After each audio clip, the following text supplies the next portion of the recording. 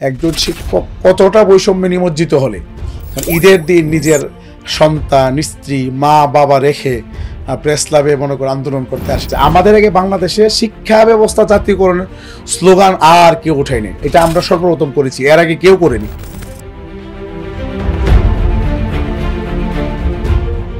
মানে তারা আপনার হাউস রেন্ট পায় আপনার 45 থেকে নিয়ে 60% পর্যন্ত, আর আমাদেরকে একটা অধ্যক্ষ থেকে পিউন পর্যন্ত দেওয়া হয় 1000 টাকা। আপনি দেখেন এখানে বৈষম্য। এখন পর্যন্ত বাংলাদেশে কয়টা মাদ্রাসা জাতীয়করণভুক্ত আছে? বিশ্ববিদ্যালয়ের শিক্ষকরা এসেছেন, ডাকসুর আপনার একবারে বিপি থেকে নিয়ে আপনার নির্বাচিত সদস্যরা এসেছেন, জাকসুর নির্বাচিত বিপি আপনার জিত সাহেব উনি এসেছেন। যদি অন্য কেউ কোনো দল মানে এটা রান করতো, এখানে খরচ হয়তো কমপক্ষে 20 কোটি টাকা এতদিন, কিন্তু আমাদের খরচ মানে যদি শুনে কেউ সে আশ্চর্য হয়ে যাবে, আমাদের খরচ মাত্র 30,000 টাকা।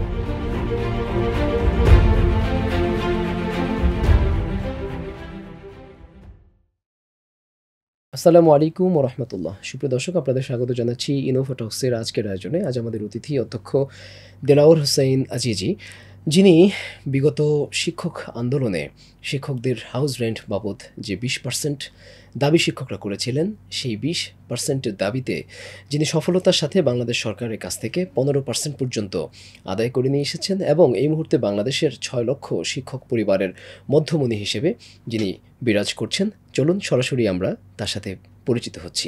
কেমন আছেন? জি আলহামদুলিল্লাহ, ভালো আছেন? আলহামদুলিল্লাহ ভালো আছি।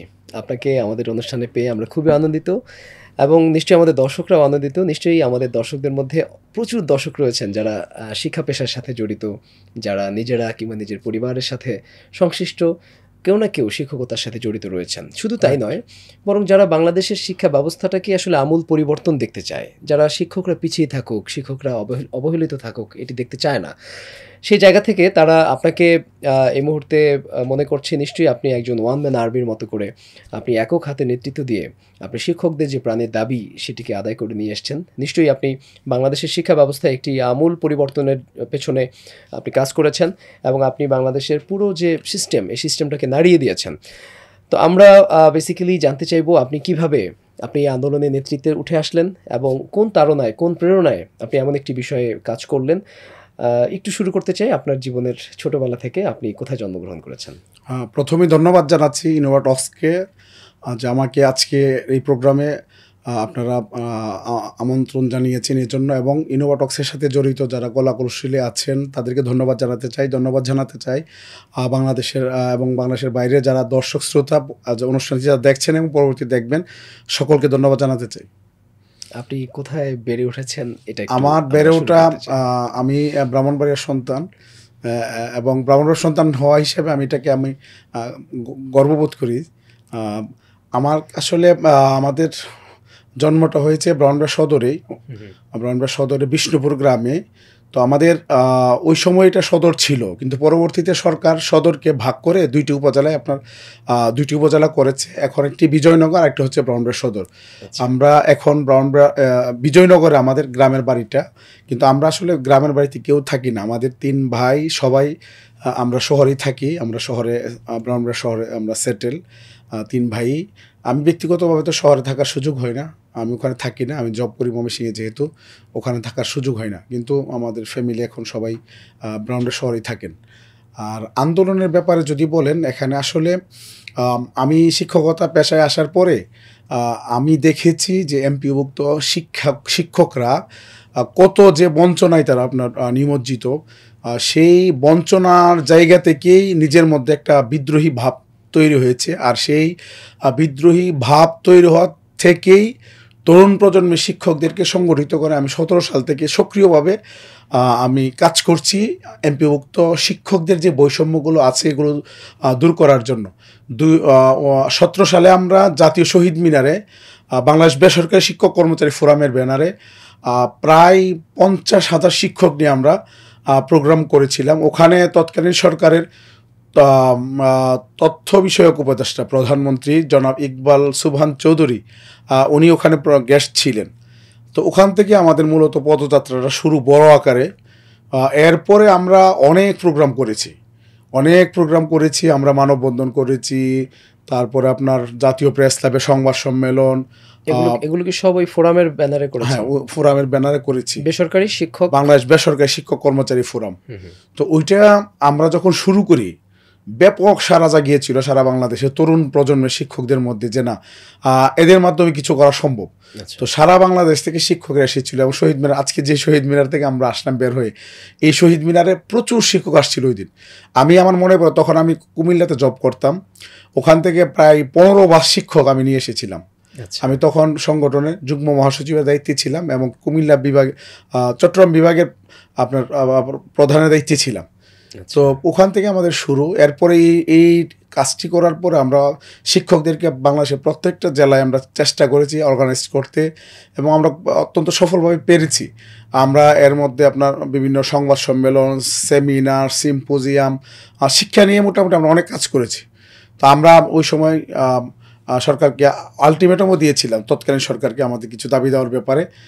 তখন আমরা 20 দিন, প্রায় 20 দিন, জানুয়ারি সম্ভবত 1 তারিখ থেকে, জানুয়ারির 10 অথবা 11 তারিখ থেকে, যেটুকু মনে পড়ে 10 অথবা 11 তারিখ থেকে আমরা টানা 20 দিন প্রেস ক্লাবে আমরা তখন বিভিন্ন রকমের কর্মসূচি, অবস্থান কর্মসূচি। জানুয়ারি 25 না, জানুয়ারি 25 না, 25 এটা 17 সালের জানুয়ারি। আচ্ছা, 18 সালের জানুয়ারি। ওকে, তৎকালীন ঘটনা। 18 সালের জানুয়ারিতে আপনার প্রায় জানুয়ারির 10 অথবা 11 তারিখ থেকে টানা 20 দিন আমরা ওখানে ছিলাম। তো ওখানে আমাদের যে কর্মসূচিগুলো ছিল, অবস্থান কর্মসূচি, অনশন, আমরণ অনশন, এই জাতীয় অনেক প্রোগ্রাম ছিল। তো তৎকালীন সরকারের পক্ষ থেকে একাধিকবার আমাদেরকে ডাকা হয় মিনিস্ট্রিতে, আমরা বিভিন্ন রকমের মিটিং করি, দর কষাকষি হয়। ওখান থেকে পরবর্তীতে একবার লাস্টলি ওখান থেকে মন্ত্রণালয়ের সিনিয়র অফিসার যারা আছেন কয়েকজন, আপনার জয়েন্ট এডিশনাল সেক্রেটারি লেভেলের কয়েকজন আসলে 3 জন এসেছিলেন। ওনারা এসে সরকারের পক্ষ থেকে আমাদেরকে মেসেজ দিয়েছিলেন যে আপনাদের যে ইনক্রিমেন্টটা, এটা সবাই আপনারা জানেন যে বাংলাদেশের এমপিভুক্ত শিক্ষকরা কিন্তু ইনক্রিমেন্ট পেত না। যেমন আমি চাকরিতে জয়েন করেছি 2006 সালে, 6 থেকে 18 পর্যন্ত, এই লম্বা সময় 12 থেকে 13 বছর আমার বেতন আমি যেখানে ইন করেছি ওইভাবেই ছিল। পে স্কেল চেঞ্জ হওয়ার কারণে কিছুটা চেঞ্জ হয়েছে, কিন্তু ইনক্রিমেন্ট ছিল না। এটা আমরা আন্দোলন করে অর্জন করেছি, এটা জাতি, পুরা জাতি জানি। তো আমরা পরে 18 সালে আমরা আন্দোলনটি করার পরে মিনিস্ট্রি থেকে আপনার কয়েকজন অফিসার আপনারা আসলেন, এসে ওনারা সরকারের পক্ষ থেকে বললেন যে আপনারা চলে যান, আমরা আপনাদের 2টা দাবি, একটা ইনক্রিমেন্ট আর একটা বৈশাখী ভাতা, এটা আমরা আপনাদের জন্য ব্যবস্থা করব। তখন ওখান থেকে আসার পরে অনেক চেষ্টা করছিলাম যে এটা দাবিটা আদায় হবে কিনা। এরপরে আমরা এটার জন্য কয়েকবার সংবাদ সম্মেলন করেছি দ্রুত বাস্তবায়নের জন্য। তখন যারা সরকারে ছিল তাদের বিভিন্ন পর্যায়ে আমরা কথা বলেছি। তো আলহামদুলিল্লাহ সর্বশেষ ওই সরকারে একেবারে শেষের দিন, যেদিন আপনার সরকার আপনার তফসিল ঘোষণা হচ্ছে নির্বাচনের, ওই দিন রাতে তৎকালীন প্রধানমন্ত্রী আপনার আমাদের এই 2টা দাবি আপনার পূরণ করেন এবং প্রজ্ঞাপন জারি হয়। এটা ছিল আমাদের প্রথম সফলতা। এরপরে আমরা ওইটা সফলতা পাওয়ার পর নিজের একটু আশাবাদী হয়ে উঠলাম যে না, একটু আন্দোলন করলে তো দেখা যায় কিছুটা হলে পরিবর্তন হচ্ছে। সেই ওখান থেকে একটা আগ্রহ তৈরি হলো আমাদের। আর আগ্রহ তৈরি হওয়ার কারণে পরবর্তীতে আমরা আবার কাজ শুরু করলাম যে আমরা জাতীয়করণের জন্য আর চূড়ান্তভাবে কাজ করি। তো সামনে ঈদ ছিল। তো ঈদ থাকার কারণে আমরা পরে হঠাৎ করে আমরা চিন্তা করলাম যে তখন আপনার একটা সরকারের পলিসি ছিল এরকম যে সরকার 5 বছর শেষ হইলে, শেষের বছর আন্দোলন হলে এমপিভুক্ত শিক্ষকদের 2-1টা বৈষম্য দূর করে অল্প কিছু টাকা পয়সা দিই, আর সারা বছর আন্দোলনের কোনো কাজ হইতো না। ওই রকম সিস্টেমটা এরকম ছিল যে সরকারের শেষের বছরে একটু প্রেশার ক্রিয়েট করলে সরকার মনে করে সামনে যেহেতু নির্বাচন আছে, শিক্ষকরা যেহেতু আপনার সহকারী প্রিজাইডিং পোলিং অফিসারের দায়িত্ব পালন করে, অর্থাৎ আপনি যদি বলেন যে নির্বাচনের দায়িত্বের প্রায় 80% সম্ভবত আমরা করি। এই দিক থেকে আমরা নির্বাচন কে সুন্দরভাবে করার ক্ষেত্রে আমরা কিন্তু একটা বড় একটা স্টেক হোল্ডার। আর সেই জায়গা থেকে সরকার মনে করতেন যে শেষের বছর কয়েকদিন পর নির্বাচন, শিক্ষকদের কিছু যদি না দেওয়া হয় তাহলে নির্বাচনে হয়তো আমাদের পক্ষে থাকবে না, সেই জায়গা থেকে এটা করতো। তো আমরা চিন্তা করলাম এখন যদি বড় দাবি করে হবে না, তখন আমরা আরেকটা জোট গঠন করলাম, শতভাগ উৎসব ভাতা বাস্তবায়ন কমিটি। ওইটারও আমি সদস্য সচিব ছিলাম। তো ওইটা দিয়ে আমরা তখন ঈদ সামনে আমরা করলাম যে আমরা যদি আমাদেরকে ঈদের আগে উৎসব ভাতা না দেওয়া হয় শতভাগ, তাহলে আমরা ঈদের নামাজ প্রেস ক্লাবে পড়বো এবং ওখানে মানববন্ধন করবো ঈদের দিন। তো আমাদের কাছে মনে হয়েছে যে ঈদের দিন যদি 18 সালের কথা না, 18 না, এটা মনে হয় 22-এর দিকে হইতে পারে, মেবি 2022 এরকম হইতে পারে। তখন আমাদের কাছে মনে হয়েছে যে এটা একটা একটা ইউনিক কর্মসূচি হইতে পারে, কারণ ঈদের দিন শিক্ষকরা রাস্তায় থাকলে এটা মিডিয়াতে ব্যাপক কভারেজ হবে এবং পুরা জাতি দেখবে যে শিক্ষকরা নিগৃহীত। তো পরে আমাদের কাছে এটা মনে হয়েছে, তখন আমরা ঈদের দিন ঘোষণা, আমাকে তখন বিভিন্ন জায়গা থেকে ফোন করলো যে এইটা সরকার কোনোভাবেই নিবে না, আপনি যদি এটা করতে চান তাহলে সরকার মনে করবে যে সরকারকে বেকায়দায় ফেলার জন্য, সরকারের ইমেজ সংকট তৈরি করার জন্য বা সরকার ভাবমূর্তি ক্ষুণ্ণ করার জন্য সম্ভবত আপনি এটি করছেন। আর সেই জায়গা থেকে আমাকে অনেকে অনুরোধ করলো যে স্যার ওখানে যাওয়ার দরকার নাই, এটা ক্যান্সেল করেন। আমি বলছি আমি তো কোনো ক্রাইম করি নাই, আমি চোরও না ডাকাতও না, সরকার আমাকে কীভাবে অ্যারেস্ট করে রাখবে? হয়তো নিতে পারে সাময়িক, কিন্তু আমাকে তো অ্যারেস্ট করে রাখতে পারবে না, কারণ আমি তো কোনো ক্রাইম করি না। আমি বলছি যদি একজনও যদি ঈদের দিন থাকে প্রেস ক্লাবে আমি থাকবো, সুতরাং আপনারা কে থাকবেন আপনাদের ইচ্ছা, আর যদি কেউ না থাকেন আপনারা নাও থাকতে পারেন। তো আমার একেবারেই অটল এবং দৃঢ় আপনার শপথের কারণে আমার প্রায় 300 সহযোগী ওই দিন ঈদের দিন চলে আসছে। আপনি চিন্তা করেন যে একজন শিক্ষক কতটা বৈষম্যে নিমজ্জিত হলে, মানে ঈদের দিন নিজের সন্তান, স্ত্রী, মা বাবা রেখে প্রেস ক্লাবে মনে করে আন্দোলন করতে আসে। আমার মনে পড়ে ওই দিন রাতে আমি সেটা জাতীয়করণের আন্দোলন ছিল, এটা উৎসব ভাতার আন্দোলন, উৎসব ভাতার আন্দোলন। তো আমরা তো 25 উৎসব ভাতা পাইতাম, পরে তো আমরা এটাকে উন্নীত করছি, আমরা আন্দোলন করে আমি আসছি ওখানে। তো পরে আমি রাতে তখন হোটেলে মানে রাত্রে, যেহেতু আমি আগে চলে আসছি হোটেলে থাকবো, একা ছিলাম।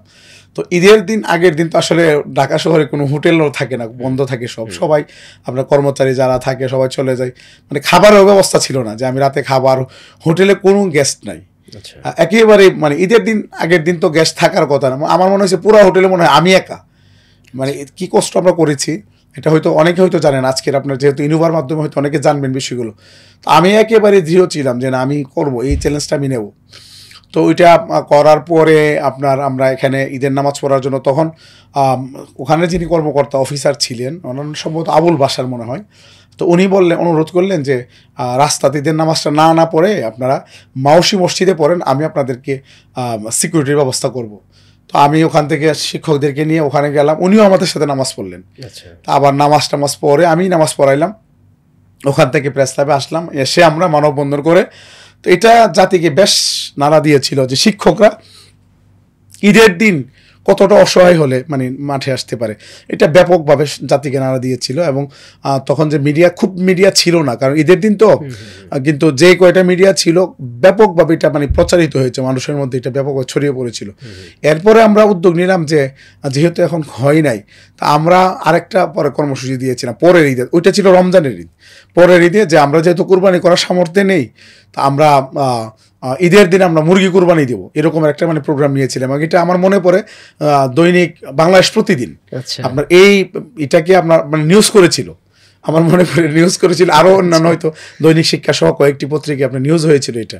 এটা নিয়ে আবার একটু মানে বিভ্রান্তি তৈরি হইলো যে এটা যদি আপনি করেন সরকার এটা মেনে নিবে না। পরে আমরা এটা একটু বিবেচনায় নিলাম যে ইসলামে যেহেতু মুরগ কোরবানির কোনো রকম সুযোগ নেই, এটা আবার মানে শরিয়ার দৃষ্টিকোণ থেকে ওলামায়ে কেরাম আবার ভিন্নভাবে নেই কিনা, আমি ভয়ে না, মানে শরিয়ার দৃষ্টিকোণ থেকে এটাকে মানে শরিয়ার সাথে কোনো রকমের উপহাস হচ্ছে, এটাকে ওলামায়ে কেরাম যদি ভিন্নভাবে নেই বা জাতি ভিন্নভাবে নেই, সেই জায়গা থেকে পরে এটা আমরা আসলে কর্মসূচিটা প্রত্যাহার করি। এরপরে এই কর্মসূচিগুলো কোন ব্যানারে দিচ্ছিলেন? এটা আপনার ওইটা ছিল শতভাগ উৎসব ভাতা বাস্তবায়ন কমিটি, এবং ওইটার আমি সদস্য সচিব ছিলাম। তো পরে আমরা পরে বললাম যে চিন্তা করলাম যে এইভাবে কিছুই হলো না, আমাদেরকে অনেকে পরামর্শ দিলেন আপনারা একটা কাজ করেন, এমপি এবং মন্ত্রী যারা আছে তাদের সাথে আপনারা একটু মিট করেন এবং তাদের মাধ্যমে সংসদে এবং সংসদের বাইরে মাননীয় প্রধানমন্ত্রীকে একটু মানে দেখেন একটু এই মেসেজগুলো দেওয়া যায় কিনা, যে এই বিষয়গুলো যাতে উনি দেয়। তো আমরা পরে তখন উদ্যোগ নিয়ে প্রায় আমার মনে পড়ে প্রায় 100 এমপি মন্ত্রীর সাথে আমি সাক্ষাৎ করেছি। আমি বলতে পারি আমাদের এই গ্রুপটা হয়তো এই যে বাস্তবায়ন কমিটির ব্যানারে আমরা তাদেরকে স্মারকলিপি দিয়েছি, অনুরোধ করেছি যে আমাদের কথাগুলো সংসদে উঠানোর জন্য, এবং তারা কিন্তু উঠিয়েছেন। প্রায় 1 ডজন এমপি বাংলাদেশের ইতিহাসে মানে সর্বপ্রথম জাতীয় সংসদে এমপিভুক্ত শিক্ষকদের নিয়ে সরব হয়েছিলেন। আমার মনে পড়ে আপনার ওখানে তৎকালীন আপনার সরকারের যে বিরোধী নেতা আপনার GM কাদের, উনি বক্তব্য রেখেছেন। তারপরে আপনার আমাদের বিষয়গুলো নিয়ে আপনার রৌশনের সাথে তিনি বক্তব্য রেখেছেন। ফিরোজ আপনার ওনার জাতীয় পার্টির একজন ফিরোজ হোসেন নাকি একটা আছেন, উনি বক্তব্য রেখেছেন। তারপরে আপনার কুষ্টিয়ার একজন এমপি আছেন, অনেকেই মানে আলহামদুলিল্লাহ কথা বলেছেন। এবং আমি জিএম কাদের মহোদয়কে ধন্যবাদ জানাই। দলমত তো থাকতেই পারে, ভিন্নতা থাকতে পারে, ওনাকে আমি দল হিসাবে হয়তো পছন্দ নাও করতে পারি, আরেক জিনিস, কিন্তু তিনি কিন্তু এই কাজটা তিনি করেছেন, তাকে ধন্যবাদ দেওয়া উচিত। উনি কিন্তু বলেছেন যে প্রধানমন্ত্রীকে আমরা যে এই শিক্ষকদের ন্যায্য দাবি এবং খুব ছোট দাবি আপনি এটা পূরণ করেন, কিন্তু 12 জন এমপি বলার পরেও কিন্তু আসলে আমাদের দাবিগুলো পূরণ হয়নি। আমরা ওইভাবেই ছিল উৎসব বার্তা, আমরা অনেক চেষ্টা করেছি। এরপরে আপনার 2023 সালে আমরা আন্দোলন করলাম, এটা নির্বাচনের শেষ বছর। তখন তো মনে করছি যে হ্যাঁ এখন কিছুই হবেই। তো ওখানে যে সমস্যাটা হয়েছে, ওখানে আপনার ওই যে গ্রুপটা ছিল সরকারের মানে শিক্ষক সংগঠন, বিশেষ করে যারা আপনার স্বাধীনতা শিক্ষক পরিষদ, তারা আমাদেরকে সরকারের কাছে মানে ভিলেন হিসেবে মানে পরিচয় করাই দিত, যারা জামাত বিএনপির লোক। সুতরাং তারা আন্দোলন আসলে শিক্ষকদের জন্য আন্দোলন করে না, এরা আন্দোলন করে নিজেদের সরকারকে বেকায়দায় ফেলার জন্য। যার কারণে আমরা কিন্তু ওই সময় কোনো এমপি মানে মন্ত্রীর সাথে মানে বিশেষ সব মন্ত্রীর সাথে আমরা দেখা করছি, প্রায় অনেক মন্ত্রীর সাথে, কিন্তু শিক্ষামন্ত্রী কোনো একজনের সাথে আমরা দেখা করতে পারি নাই, না দীপুমণি না নফেল সাহেব, আমরা কারোর সাথে দেখা করার কোনো সুযোগ দিই না। অর্থাৎ তারা বলছে এরা জামাত বিএনপি করে, এই জন্য আমাদেরকে দিয়ে নেই। তো আমরা এমনও হয়েছে যে আপনার যে একদিন আমরা রমজানের মধ্যে আমাদের আন্দোলন চলছিল, তো আমাদের কয়েকজন সহযোদ্ধা তারা রমজানের দিন ইফতার মানে ইফতারের আগ মুহূর্তে আপনার দীপুমণির বাসার সামনে গিয়ে দাঁড়িয়ে আছে তার সাথে সাক্ষাৎ করার জন্য, কিন্তু তিনি এরপরও মানে শিক্ষকদেরকে সাক্ষাৎ দেয় নেই। অর্থাৎ মানে এরকম অবস্থা ছিল। তো আমরা পরে আপনার কোনো কিছু কাজ হচ্ছিল না, 23 সালে পরে আমরা একটা আন্দোলন, শক্ত আন্দোলনের একটা চেষ্টা করলাম যে দেখি, টানা 44 দিন আমরা প্রেস ক্লাবে আন্দোলন করেছি। 44 দিন প্রেস ক্লাবের রাস্তায় আমরা ঘুমিয়েছি। ওখানে এখন যেই পরিসরে মানে আমাদের যে জনপ্রিয়তাটা কিন্তু একদিনে আসে না, ওই যে ধারাবাহিকতায় কিন্তু শিক্ষকরা একটা আস্থা তৈরি হয়েছে যে না এই মানুষগুলো অত্যন্ত ডেডিকেটেড এবং আমাদের জন্য অনেক পরিশ্রম করছে। সেই জায়গার এখন কিন্তু এই যে বিস্ফোরণটা কিন্তু ওই সময়ের ডেডিকেশনগুলো। তো আমরা 44 দিন ছিলাম। আমাদেরকে আওয়ামী লীগের আপনার তখনকার আপনার যিনি আপনার শিক্ষা বিষয়ক সম্পাদক ছিলেন চাপা আপা, উনি আসলেন, এসে আমাদেরকে বললেন যে আপনারা আওয়ামী লীগের কেন্দ্রীয় কার্যালয়ে আসেন, আপনাদের সাথে কথা বলি। উনি আমাদেরকে নিয়ে গেলেন, ওখানে আমাদের সাথে মিটিং করলেন। মিটিং করার পরে আমাদের দাবি দাওয়াগুলো লিখিত আকারে নিলেন। নেয়ার পরে অনেক কথাবার্তা হওয়ার পরে বললেন যে আপনাদের মানে আপনাদের শত্রু আপনাদের শিক্ষকরাই, এবং আমি নাম বলতে চাই না, ওনাকে ছোট করতে চাই না, নাম বললেন একবারে যে অমুকের কারণে আপনাদের দাবি দাওয়া পূরণ হচ্ছে না। আমি তাকে ছোট করতে চাই না, আমার শিক্ষকরা নিশ্চয়ই বুঝবেন যে অমুকের কারণে, একেবারে স্পষ্টভাবে নাম সহ বলে দিয়েছে যে অমুকের কারণে দাবি দাওয়া পূরণ হচ্ছে না। তো তখন আমরা বুঝলাম যে আসলে কোনো কাজ হবে না। তা আমরা প্রায় 44 দিন থেকে আমরা ওখান থেকে চলে গেলাম। পরে আপনার বিটিএর অধীনে আপনার কাউসার সাহেবের নেতৃত্বে আপনার এবং বজলুর রহমান সাহেবের নেতৃত্বে একটা বড় আন্দোলন হলো।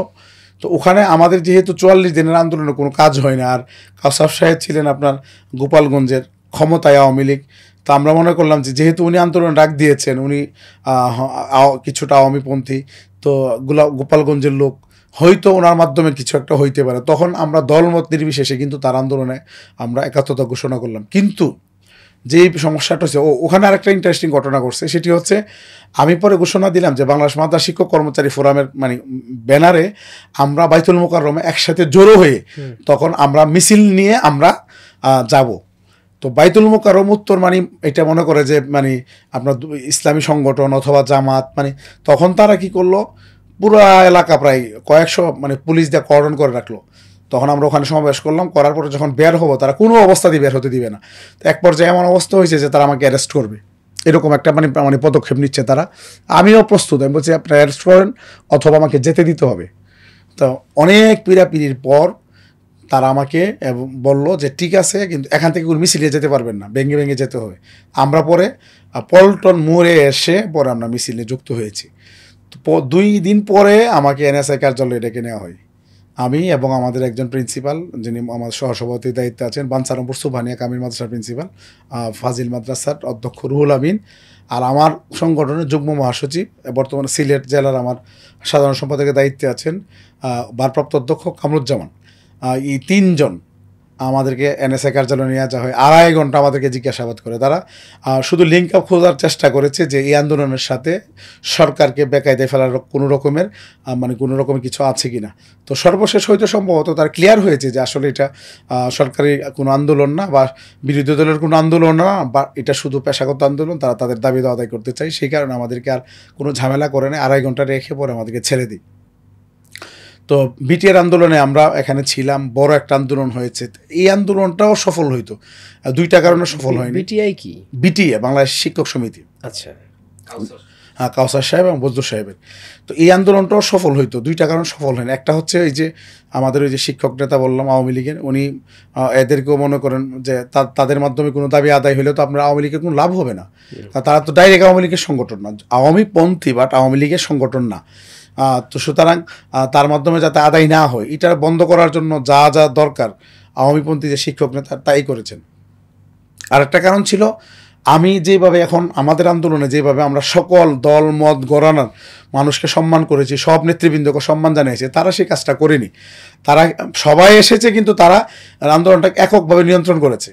আর তারা কোথাও ধরেন মানে মিনিস্ট্রিতে আলোচনা করতে যাবে, কোনো আপনার মনে করেন রাজনৈতিক দলের সাথে আলোচনা করতে যাবে, কাউকে নিত না, তারা 1-2 জন যেত।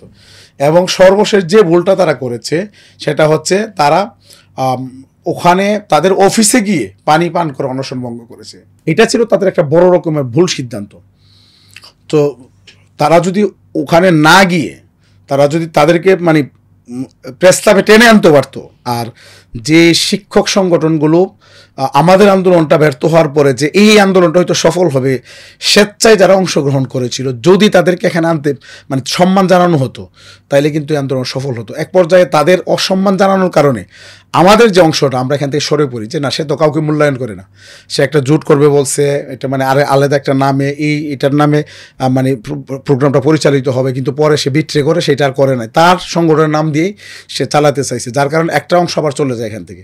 তো আমরা চলে যাওয়ার পরে মূলত আন্দোলনটা আস্তে আস্তে আপনার হয়ে গেছে, তখন আন্দোলনটা সফল হয়নি। তো আমরা কিন্তু এটা করি নাই যে শহীদ মিনার আমরা কিন্তু কোথাও যাই নাই,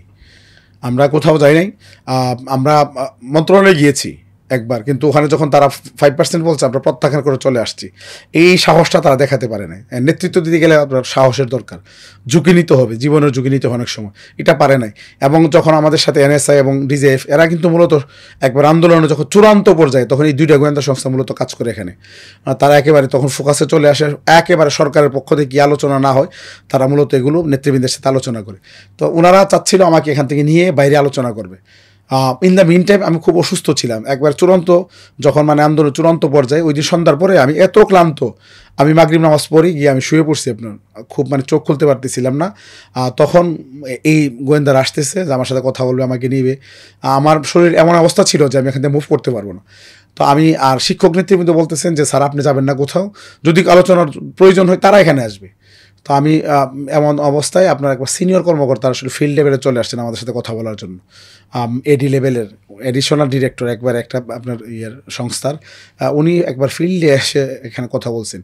আমরা কর্মকর্তাদেরকে টেনে এখানে নিয়ে আসছি, কিন্তু বিটিএ আনতে পারে না, বরং তারা উল্টো গিয়ে মানে আওয়ামী অফিসে গিয়ে তারা শরবত পান করে পানি পান করেছেন, যার কারণে তাদের নেতৃত্বের কৌশলের কারণে এবং আপনার এই যে জাতীয় নেতৃবৃন্দ অসম্মানের কারণে, আর ওই যে শিক্ষক নেতা একজন আছে যিনি মনে করেন সবসময় চেষ্টা করছে এটাকে ব্যর্থ করার জন্য, এই 3টা কারণে আসলে তাদের আন্দোলনটা ব্যর্থ হয়।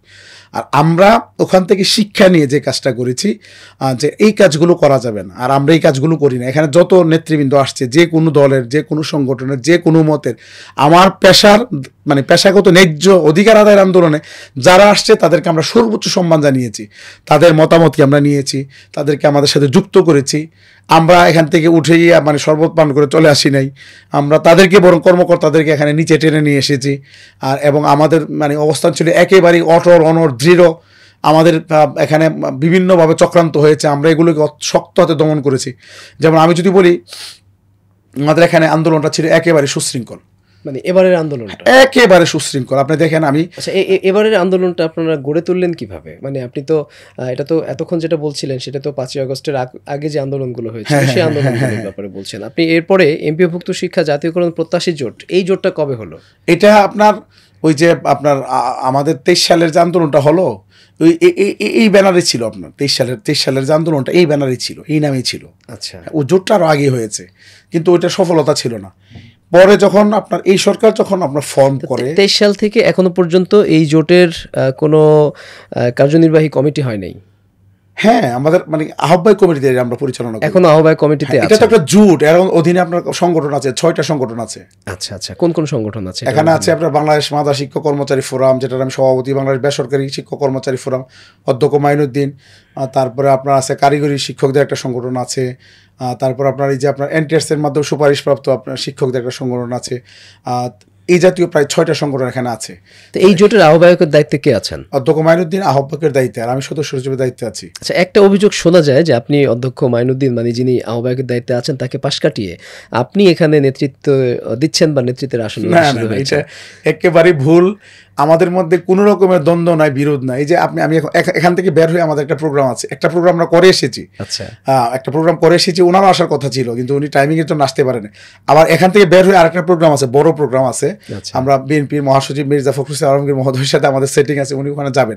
আমাদের মধ্যে কোনো দ্বিধাদ্বন্দ্ব নেই, পাশ কাটনে নেই। উনি সিনিয়র মানুষ হিসেবে উনি আহ্বায়ক, কিন্তু উনি আসলে এত বড় আন্দোলন রান করার মতো আসলে উনি মানে তার এই ক্যাপাসিটি নাই। উনি আসলে এগুলো এত বুঝে না, এগুলো এত বুঝে না। অত্যন্ত ভদ্র মানুষ, অত্যন্ত ভদ্র মানুষ। তো আমরা ওনাকে আমাদের মুরব্বী হিসেবে রাখছি আর কি। আচ্ছা। আন্দোলনটা মূলত আমি পরিচালনা করি, এবং এই ক্ষেত্রে ওনার অত্যন্ত ভালো মানুষ। উনি যে আন্দোলনের ফোকাসে যাবে এগুলো ওনার আগ্রহ নাই। মানে উনি ফোকাসে যাবে, উনি একটা কথা বলবে, এটা ওনার আগ্রহ নেই। কিন্তু খুবই ভালো মানুষ। আপনারা যে জোটটা করেছেন, জি, আপনারা এমপিওভুক্ত শিক্ষা জাতীয়করণ প্রত্যাশী, রাইট। কিন্তু আপনারা আন্দোলন করলেন হচ্ছে 20% বাড়ি ভাড়া নিয়ে। তো আপনাদের জোটের যে উদ্দেশ্য বা যে মোটিভ আমরা নামেই লক্ষ্য করছি যে শিক্ষা জাতীয়করণ, সেই জাতীয়করণ থেকে সরে এসে আপনারা বাড়ি ভাড়ার জন্য আন্দোলন করলেন না। এটা বিষয়টা আমি বলি আপনাকে, এখানে একটু হয়তো কেউ ভুল বুঝতে পারে আমার শিক্ষকরা। সেটা হচ্ছে আমরা কিন্তু 5ই আগস্টের পরে বলি, আমাদের মূল দাবি কিন্তু এমপিভুক্ত শিক্ষা জাতীয়করণ। এবং আমরা মানে 2017 সালে আমরাই প্রথম জাতীয়করণ শব্দটিকে বাংলাদেশে ব্র্যান্ডিং করেছি। এর আগে বাংলাদেশে বিভিন্ন দফায় আন্দোলন হয়েছে, 27 দফা, 30 দফা, 37 দফা, বিভিন্ন দফার আন্দোলন হয়েছে। আমাদের আগে বাংলাদেশে শিক্ষা ব্যবস্থা জাতীয়করণের স্লোগান আর কেউ ওঠায়নি। এটা পাইওনিয়ার আমরা বলতে পারি, একবারে দৃঢ় কণ্ঠে বলতে পারি যে বাংলাদেশে এমপিভুক্ত শিক্ষা জাতীয়করণের যে ব্র্যান্ডিং, এটা আমরা সর্বপ্রথম করেছি, এর আগে কেউ করেনি, এবং এই ব্যাপারে কেউ আমাদের আগে কথাও বলেনি। তো আমরা এখন মানে এই 5ই আগস্টের পরে আমাদের আন্দোলনের মধ্যে আমরা একটি ভেরিয়েটি নিয়ে এসেছি। সেটা হচ্ছে যে সব দাবি একসাথে আদায় সরকার করতে পারবে না। আর জাতীয়করণটা এটা আসলে রাষ্ট্রীয় একটা বড় সিদ্ধান্তের ব্যাপার, এটা হুটহাট করে পারবে না। তখন আমরা যখন জাতীয়করণ আন্দোলন করে দেখলাম যে এটাকে যদি আমরা একেবারে সামনে নিয়ে আসি, তখন কোনো দাবি আদায় হবে না, কারণ সরকার ভয় পাবে। তখন আমরা চিন্তা করলাম যে বিক্ষিপ্তভাবে আমাদের যে বৈষম্যগুলো আছে যদি দূর করে আস্তে আস্তে আমরা কমায় আনতে পারি, তখন সরকার মনে করবে যে না, এখন তো আর খুব বেশি টাকা লাগতেছে না। তখন সরকার এমনি বলবে ঠিক আছে যাও, জাতীয়করণ করে দিলাম। আচ্ছা, বৈষম্য বলতে কাদের সাথে বৈষম্য? বৈষম্য সরকারিদের সাথে, সরকারি শিক্ষকদের সাথে বেসরকারি শিক্ষক, অনেক বৈষম্য, আকাশ পাতাল। আপনি বুঝেন, আপনি মানে তারা আপনার হাউস রেন্ট পায় আপনার 45 থেকে নিয়ে 60% পর্যন্ত, আর আমাদেরকে একটা অধ্যক্ষ থেকে পিউন পর্যন্ত দেওয়া হয় 1000 টাকা। আপনি দেখেন এখানে বৈষম্য। তারা আপনার উচ্চ ভাতা পান আপনার বেসিকের সমান, আর আমাদেরকে 25%। ধরেন একজন শিক্ষক, তার আপনার এন্ট্রি লেভেলের যদি আমি বলি, আমাদের মাদ্রাসার ক্ষেত্রে 9000 আপনার 300 টাকা। তো 9300 যদি আপনার হয় তো 2300 টাকার মতো হইতে পারে সামথিং। দেখেন আপনি বসুন। অথচ আর স্কুলের ক্ষেত্রে যদি আমি এন্ট্রি লেভেলে বলি, তাহলে ধরেন আপনার 12,500 টাকা, তো 3125 টাকা। এই এত অল্প টাকা, অথচ তারা কিন্তু বেসিকের সমান পাচ্ছে। এটা তারপরে আপনার মেডিকেল দেখেন, আমাদেরকে 500 টাকা দিয়ে, সরকারি থেকে 2000 টাকা, 1500 টাকা। আমাদের টিফিন ভাতা নাই, আমাদের শিক্ষা ভাতা নাই, আমাদের রিক্রিয়েশন যেটা শান্তি বিনোদন 3 ইয়ার্স মানে লেটার মানে পরপর যেটা দেওয়া হয় আপনার শান্তি বিনোদন, আমাদের এইটা না। এটা মূল বেসিকের সমান দেওয়া হয় 3 বছর পর একবার। আরও অর্থাৎ অনেক সুযোগ সুবিধা সরকারি শিক্ষকরা যা ভোগ করে, আমরা এর 30% মনে আমরা ভোগ করতে পারি না। তো সেই জায়গা থেকে আমাদের কাছে মনে হয়েছে যে আমরা যদি বৈষম্যগুলো দূর করতে পারি, তাহলে হয়তো জাতীয়করণের মানে দিকে আমাদের জন্য যাওয়ার সুবিধা হবে, আর সরকার মনে করবে এত টাকা পয়সা লাগবে না। এর বাইরে কিন্তু সরকারি শিক্ষক যারা রয়েছেন তারা তো বলছেন যে এটিকে তারা বৈষম্য হিসেবে দেখছেন না, তারা দেখছেন তাদের যোগ্যতার মূল্যায়ন হিসেবে দেখছেন। এটা আসলে যোগ্যতার মূল্যায়নের বিষয় না, এটা হচ্ছে আপনার ডাল ভাতের প্রশ্ন, এবং এটা হচ্ছে আপনার পরিবার নিয়ে বেঁচে থাকার প্রশ্ন। দেখেন, আমি যদি উদাহরণ দিই আপনাকে, যে বাংলাদেশে বিএ পাশ করে 20,000 টাকার বেতনের চাকরি জোটানো খুব কঠিন হয়ে যায়। আর অথচ বাংলাদেশে একটা মূর্খ লোক, একেবারে অ্যাবসোলিউটলি মূর্খ, কলম ধরতে পারে না, সে সৌদি আরবে গিয়ে 2 লাখ টাকা ইনকাম করতেছে। এটা সবাই জানে, এটা 2 লাখ টাকা ইনকাম করতে। এখন এখানে কি আপনি কি যোগ্যতার কি বলবেন? অর্থাৎ আমার দেশে জব মার্কেটে জব অ্যাভেলেবল না, যার কারণে আপনার যোগ্য মানুষও আপনার জব পাচ্ছে না, যার কারণে আপনার এখানে যোগ্য মানুষও জব পাচ্ছে না। আর ওনাদের দেশে জব অ্যাভেলেবল হওয়ার কারণে আপনার যোগ্য যারা, তার অনেক টাকা বেতন পাচ্ছে, একজন মূর্খ মানুষও এখানে 2 লাখ টাকা কামাচ্ছে। এটা রাষ্ট্রীয় সক্ষমতার বিষয়, এটা যোগ্যতার বিষয় না। রাষ্ট্র চাইলে আপনার এমপিভুক্ত শিক্ষকদেরকে আরও অনেক বেশি বেতন দিতে পারতো, সরকারিদেরকে আরও বেশি বেতন দিতে পারতো। কিন্তু সরকারের সাথে যদি বেসরকারি শিক্ষকদের সমান তালে দেওয়া হয়, তাহলে এই 2 শ্রেণীর শিক্ষকদের মাঝে যে তারতম্য বা তাদের তো যোগ্যতাগত দিক থেকে যে অবস্থানগত একটা পার্থক্য, এইটা কিভাবে নিরূপণ করা হবে যদি সবাইকে সমান দেওয়া হয়? আচ্ছা, এটা আমি বলি আপনাকে, প্রাইমারিতে আপনি নিশ্চয়ই জানেন, প্রাইমারির আপনার এক সময় আপনার বিভাজন ছিল, কিছু ছিল সরকারি, কিছু ছিল রেজিস্টার। এই 13 সালে আওয়ামী সরকার এক ঘোষণায় 26,000 প্রাথমিক বিদ্যালয়ের লক্ষাধিক শিক্ষককে জাতীয়করণ করছে। তাদের যোগ্যতা আর যারা আগে আপনার চাকরি নিয়েছে, আকাশ পাতাল ব্যবধান। কই, এখানে তো আপনি প্রশ্ন উঠাইলেন না যে এখন আপনার রেজিস্ট্রারের একজন শিক্ষক যেই মর্যাদা পায়, যেই বেতন পায়, যেই সুযোগ সুবিধা পায়, একই সুযোগ সুবিধা এর আগে যারা নিয়োগ পেয়েছে সরকারিভাবে একই সমান পায়। আপনি তো প্রাইমারি ক্ষেত্রে আপনি মানে প্রশ্ন ওঠান না, তাহলে এমপিওর ভুক্তে আপনি কেন উঠান? আর ওইটা করার মাধ্যমে সরকারের তো কোনো ক্ষতি হয় নাই, বরং এখন একটা মানে এটা ইনক্লুসিভ হয়েছে, মানে প্রাইমারি শিক্ষাটা একটা স্টেজে এসে পৌঁছেছে। একটা সময় দেখা যাবে এখানে একই লেভেলের শিক্ষক থাকবে। তো আমাদের এমপিওটার ক্ষেত্রে আপনি হয়তো প্রশ্ন তুলতে পারেন যে তাদের মর্যাদাগত একটু হয়তো প্রবলেম হবে, কিন্তু প্রাইমারি যেহেতু হয় না, এখনও হওয়ার কথা না। এটা আসলে রাষ্ট্রের পলিসি মেকিংয়ের বিষয়। রাষ্ট্র যদি মনে করে যে শিক্ষাকে একটা ভালো জায়গায় নিয়ে যাবে, এখানে সবাইকে সমান সুযোগ সুবিধা দেওয়ার দরকার। আর নিয়োগের ক্ষেত্রে আপনি সরকারিদেরকে যেইভাবে দেন এইভাবে নিয়োগ দেন, আপনি এখানে মেধাবীদেরকে আপনি করেন। আপনি যখন এখানে সুযোগ সুবিধা বৃদ্ধি করবেন, আজকে আমি বলি আপনাকে, দেখেন প্রাইমারি স্কুলের একজন শিক্ষকের বেতন কত, ধরেন হয়তো 17-18 হাজার টাকা। আজকে আপনি করেন, স্যালারি স্ট্রাকচার রেডি করেন যে প্রাইমারির বেতন হবে 1 লাখ টাকা, আর বিসিএস ক্যাডারের বেতন হবে 50,000 টাকা। দেখবেন বিসিএস এর পিছনে কেউ ছুটবে না, আপনি বিসিএস রেখে প্রাইমারিতে আসবে। আপনি আজকে করে দেখেন, কালকে থেকে দেখবেন। এখন রাষ্ট্র কোন পেশাকে কোন চোখে মূল্যায়ন করছে, কিভাবে মূল্যায়ন করছে, এইটার উপর নির্ভর করে ওই পেশাটা কতটুকু, ওইটার প্রতি কতটুকু মানে জনগণ আকৃষ্ট হবে বা ওই পেশাটা কতটুকু সম্মানিত হবে। আমাদের রাষ্ট্র শিক্ষাটাকে লস প্রজেক্ট মনে করে, এটাকে ওন করে না। তারা মনে করে যে এখানে আমরা যেটা মানে বিনিয়োগ করছি এটা কোনো আউটপুট আসতেছে না, যার কারণে এই মানে শিক্ষা সেক্টরের প্রতি রাষ্ট্রের অবহেলা। আর অবহেলার কারণে এখানে আসলে মানে তুলনামূলক মেধাবীরা আসে না। তা আমরা তো এই বারবার এটাই বলছি যে আপনি সবচেয়ে লোভনীয় আকর্ষণীয় পেশায় পরিণত করেন, সবচেয়ে বেশি সুযোগ সুবিধা দেন, তাহলে দেখা যাবে সবচেয়ে মেধাবীগুলো এখানে আসবে। কারণ এখানে মেধাবীর দরকার। আপনার রাষ্ট্রীয় প্রশাসন চালানোর জন্য এত মেধাবীর দরকার নেই। আপনি বলেন ব্যাংকের, মনে করেন হ্যাঁ একবার হাই অথরিটি যারা আছে পলিসি মেকিং, এখানে ভালো লোকের দরকার, কিন্তু যারা মনে করেন ডেস্কে কাজ করে, এখানে কি খুব বেশি মেধার দরকার আছে? ব্যাংকে আমি প্রশ্ন রাখতে খুব বেশি দরকার নাই। তাকে ধরেন আপনার কম্পিউটারের কাজ টাজ বা মনে করেন হিসাব, আপনার যোগ বিয়োগ গুণ ভাগ, এই জিনিসগুলো, আর কম্পিউটার অপারেটিং সিস্টেম, আরও কিছু নেসেসারি যে আপনার মানে যোগ্যতা আছে, এগুলো থাকলে একটা ব্যাংকের মনে করেন কাজ করা সম্ভব। আমি আপনাকে উদাহরণ দিয়ে বলি, আল আরাফা ইসলাম ব্যাংক একটা সময় কওমি মাদ্রাসার শিক্ষকদেরকে মানে শিক্ষার্থীদেরকে নিয়োগ দিয়েছিল, আপনি নিশ্চয়ই জানেন। এবং ওখান থেকে নিয়োগ পেয়ে আমার এক ভাই, উনি এখন বর্তমানে আপনার মাধবপুর শাখার উনি এখন ম্যানেজার। আমার এক মামা, উনিও কওমি মাদ্রাসা স্টুডেন্ট, উনি আপনার এখন বর্তমানে সম্ভবত কুটি চৌমোহনীর সম্ভবত রফিকুল ইসলাম, উনি সম্ভবত ওখানকার আপনার ম্যানেজার। তাহলে আপনি দেখেন কওমিতে পড়াশোনা করেছে, তাদের ইংরেজির স্কিল কিন্তু খুব একটা ভালো না, কারণ ওখানে কিন্তু বেসিক ইংরেজি পড়ানো হয় না। তো কওমিতে পড়াশোনা করে যদি যাদের ভালো ইংরেজির স্কিল নাই, বাংলার ভালো স্কিল নাই, বা ম্যাথের ভালো স্কিল নাই, সায়েন্সের ভালো স্কিল নাই, যদি ব্যাংক চালায় ম্যানেজার হইতে পারে, তাহলে আপনার তারা যদি আপনার এখানে করতে পারে, আমি কোন জায়গাটা ছিলাম, আমি মনে সিকোয়েন্সটা হারিয়ে ফেলছি। তারা যদি নিজেদের মেধা স্বাক্ষর এখানে রাখতে পারে, তাহলে খুব বেশি মেধাবীদের আসলে ব্যাংকিং সেক্টরে প্রয়োজন নাই। মেধাবীদের খুব দরকার নাই, তাইলে আপনার মেধাবী কোথায় দরকার?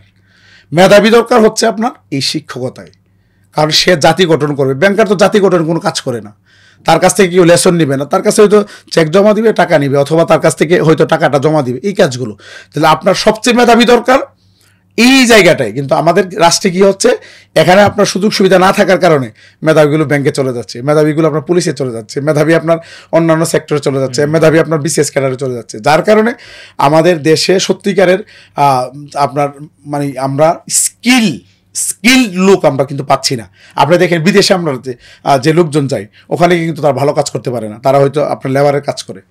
কিন্তু আমরা যদি দক্ষ লোক আমরা তৈরি করে বিদেশে পাঠাতে পারতাম, এখন যে রেমিটেন্স আসে এর কয়েক গুণ বেশি রেমিটেন্স আসতো। আমি শুনেছি যে ভারতের যারা যায় তারা প্রশিক্ষণ নিয়ে যায় একই মানে কাজের, বাংলাদেশ থেকে গিয়ে সে যদি আপনার মনে করেন 10,000 টাকা বেতন পায়, 20,000 টাকা, তারা পায় 50,000 টাকা, কারণ তারা আপনার দক্ষতা নিয়ে যায়, বিভিন্ন ট্রেনিং নিয়ে যায়।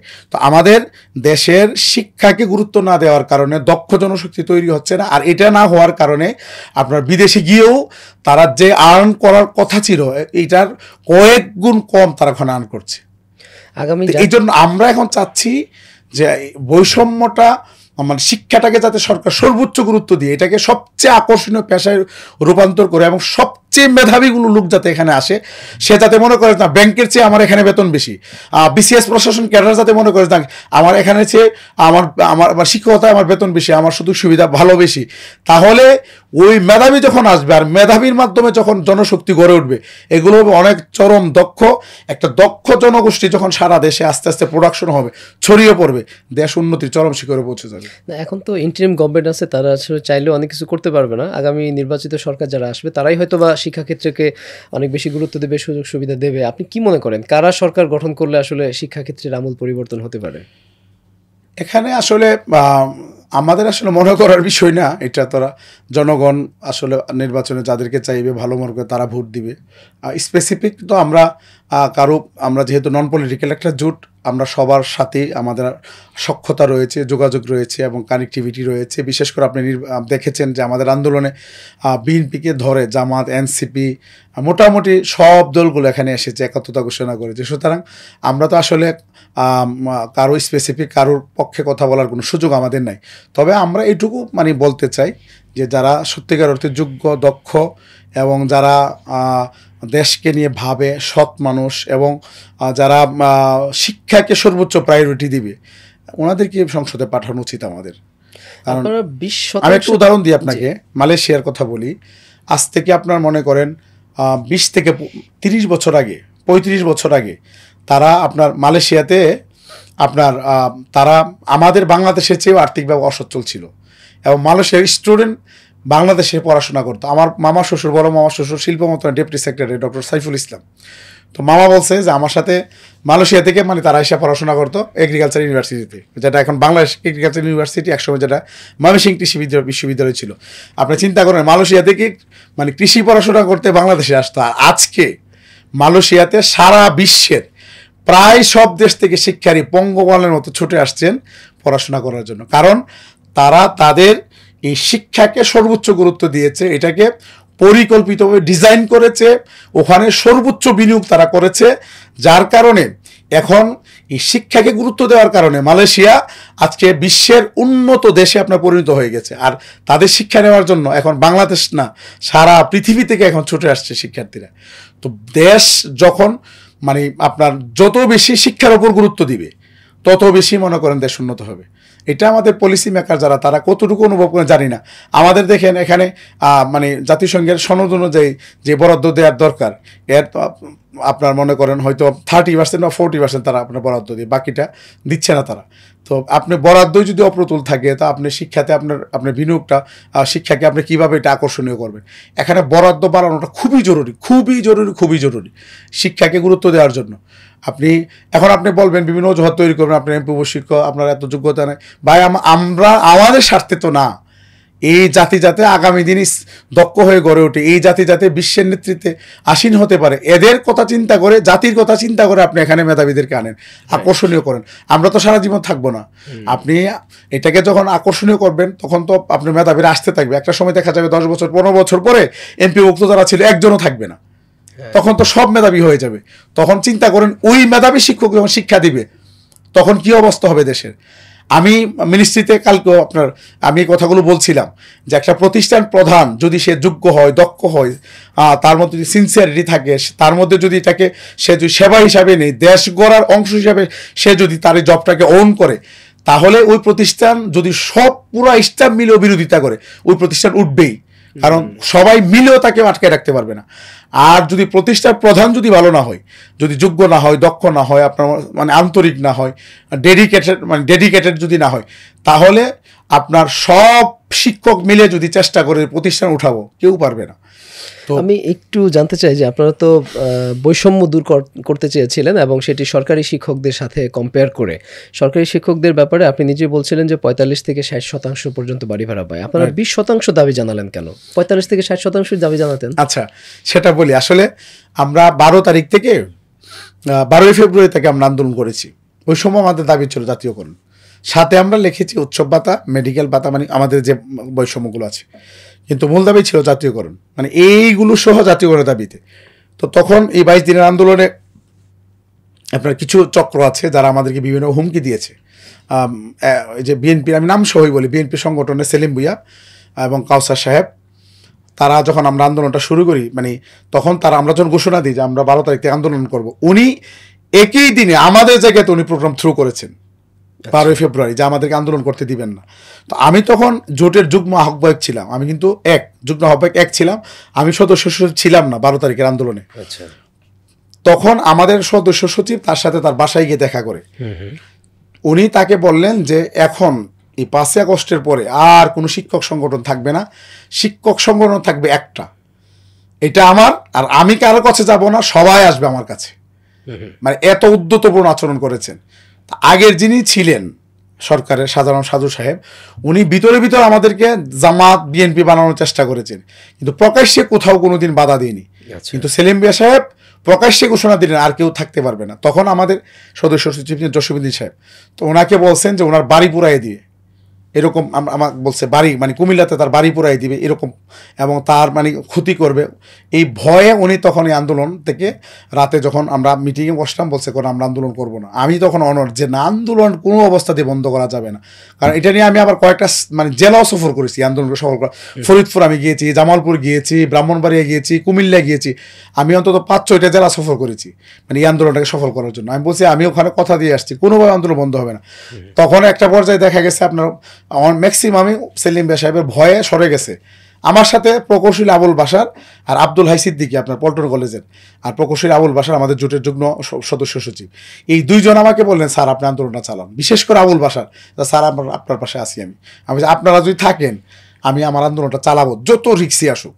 তো সেলিম ভুঁইয়া সাহেব একই জায়গায় দিছে, এখন সকালে কলিশন হবে। আমি তখন চিন্তা করলাম যে তার আবার এখান থেকে আবার সে এখানে বক্তব্য দিয়ে আপনার মাওসি ঘেরাও করবে, এরকম কর্মসূচি। আমি বললাম যে মাওসি যেহেতু ঘেরাও করবে, সারাদিন এখানে সে থাকবে না। আমরা কি করলাম, আমরা দিয়ে দিলাম 12টার সময়। তো 12টা থেকে সেটা প্রেস ক্লাবে 12 ফেব্রুয়ারি আপনার 12টার সময় দিলাম এই বছর। পরে আপনার উনি পরে 12টার সময় উনি চলে গেছে এর আগেই। আমরা পরে 12টার সময় গেলাম, 4টার সময় উনি লোক পাঠাইছেন জাকির সাহেব, বলছেন জাকির সাহেব আপনার সাথে কথা বলবেন। আমি বলছি জাকির সাহেবে কথা বলবেন, উনি এখানে আসবেন, আমি তো যাবো না ওনার কাছে। বলছে কোনা আপনি উনি সালাম দিছে মানে যাওয়ার জন্য আপনাকে। আমি বলছি উনি যদি একাত্মতা ঘোষণা করে এখানে আসবে, অথবা কথা বললে এখানে আসবে। আর পরে ওনারা এক রকমের থ্রেট করতে বললেন, এই অল্প লোকজন নিয়ে আপনি কী করবেন এই মানে এরকম একটা থ্রেট করছে।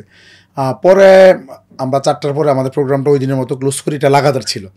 পরে আমরা আমাদের মতো করে বসে বিভিন্ন রকম পলিসি করে, যেভাবেও এটা আমি ডিসপ্লে করতে চাচ্ছি না, কৌশল করে আমরা এটাকে আমরা মোটামুটি কন্টিনিউ করলাম। উনিও আমাদের কৌশলের কারণে বুঝতে পারলেন যে না, তাদের পেছনে ব্যাকআপ আছে। ওই ভয়ে উনি কিন্তু আর আমাদের উপর আক্রমণ করেন না। আমি শুনেছি উনি আক্রমণ, কাউসার সাহেবকে তো উনি আক্রমণ করেছেন, পিটিয়েছেন, এখানে পিটিয়ে মানে ওনাকে পুলিশে দিয়েছিলেন পরবর্তীতে আর কি, আমাদের আন্দোলনের পরে।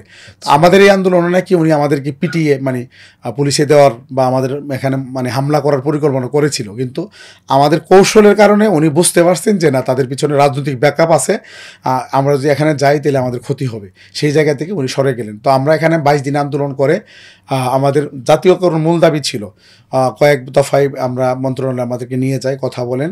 পরে আমরা বলছিলাম যে মন্ত্রণালয় থেকে আমাদেরকে এসে আশ্বাস দেওয়ার জন্য, ওনারা অথবা ব্রিফ করে জানানো সরকারের পক্ষ থেকে যে আপনাদেরকে এই দাবিগুলো মেনে নেওয়া হলো।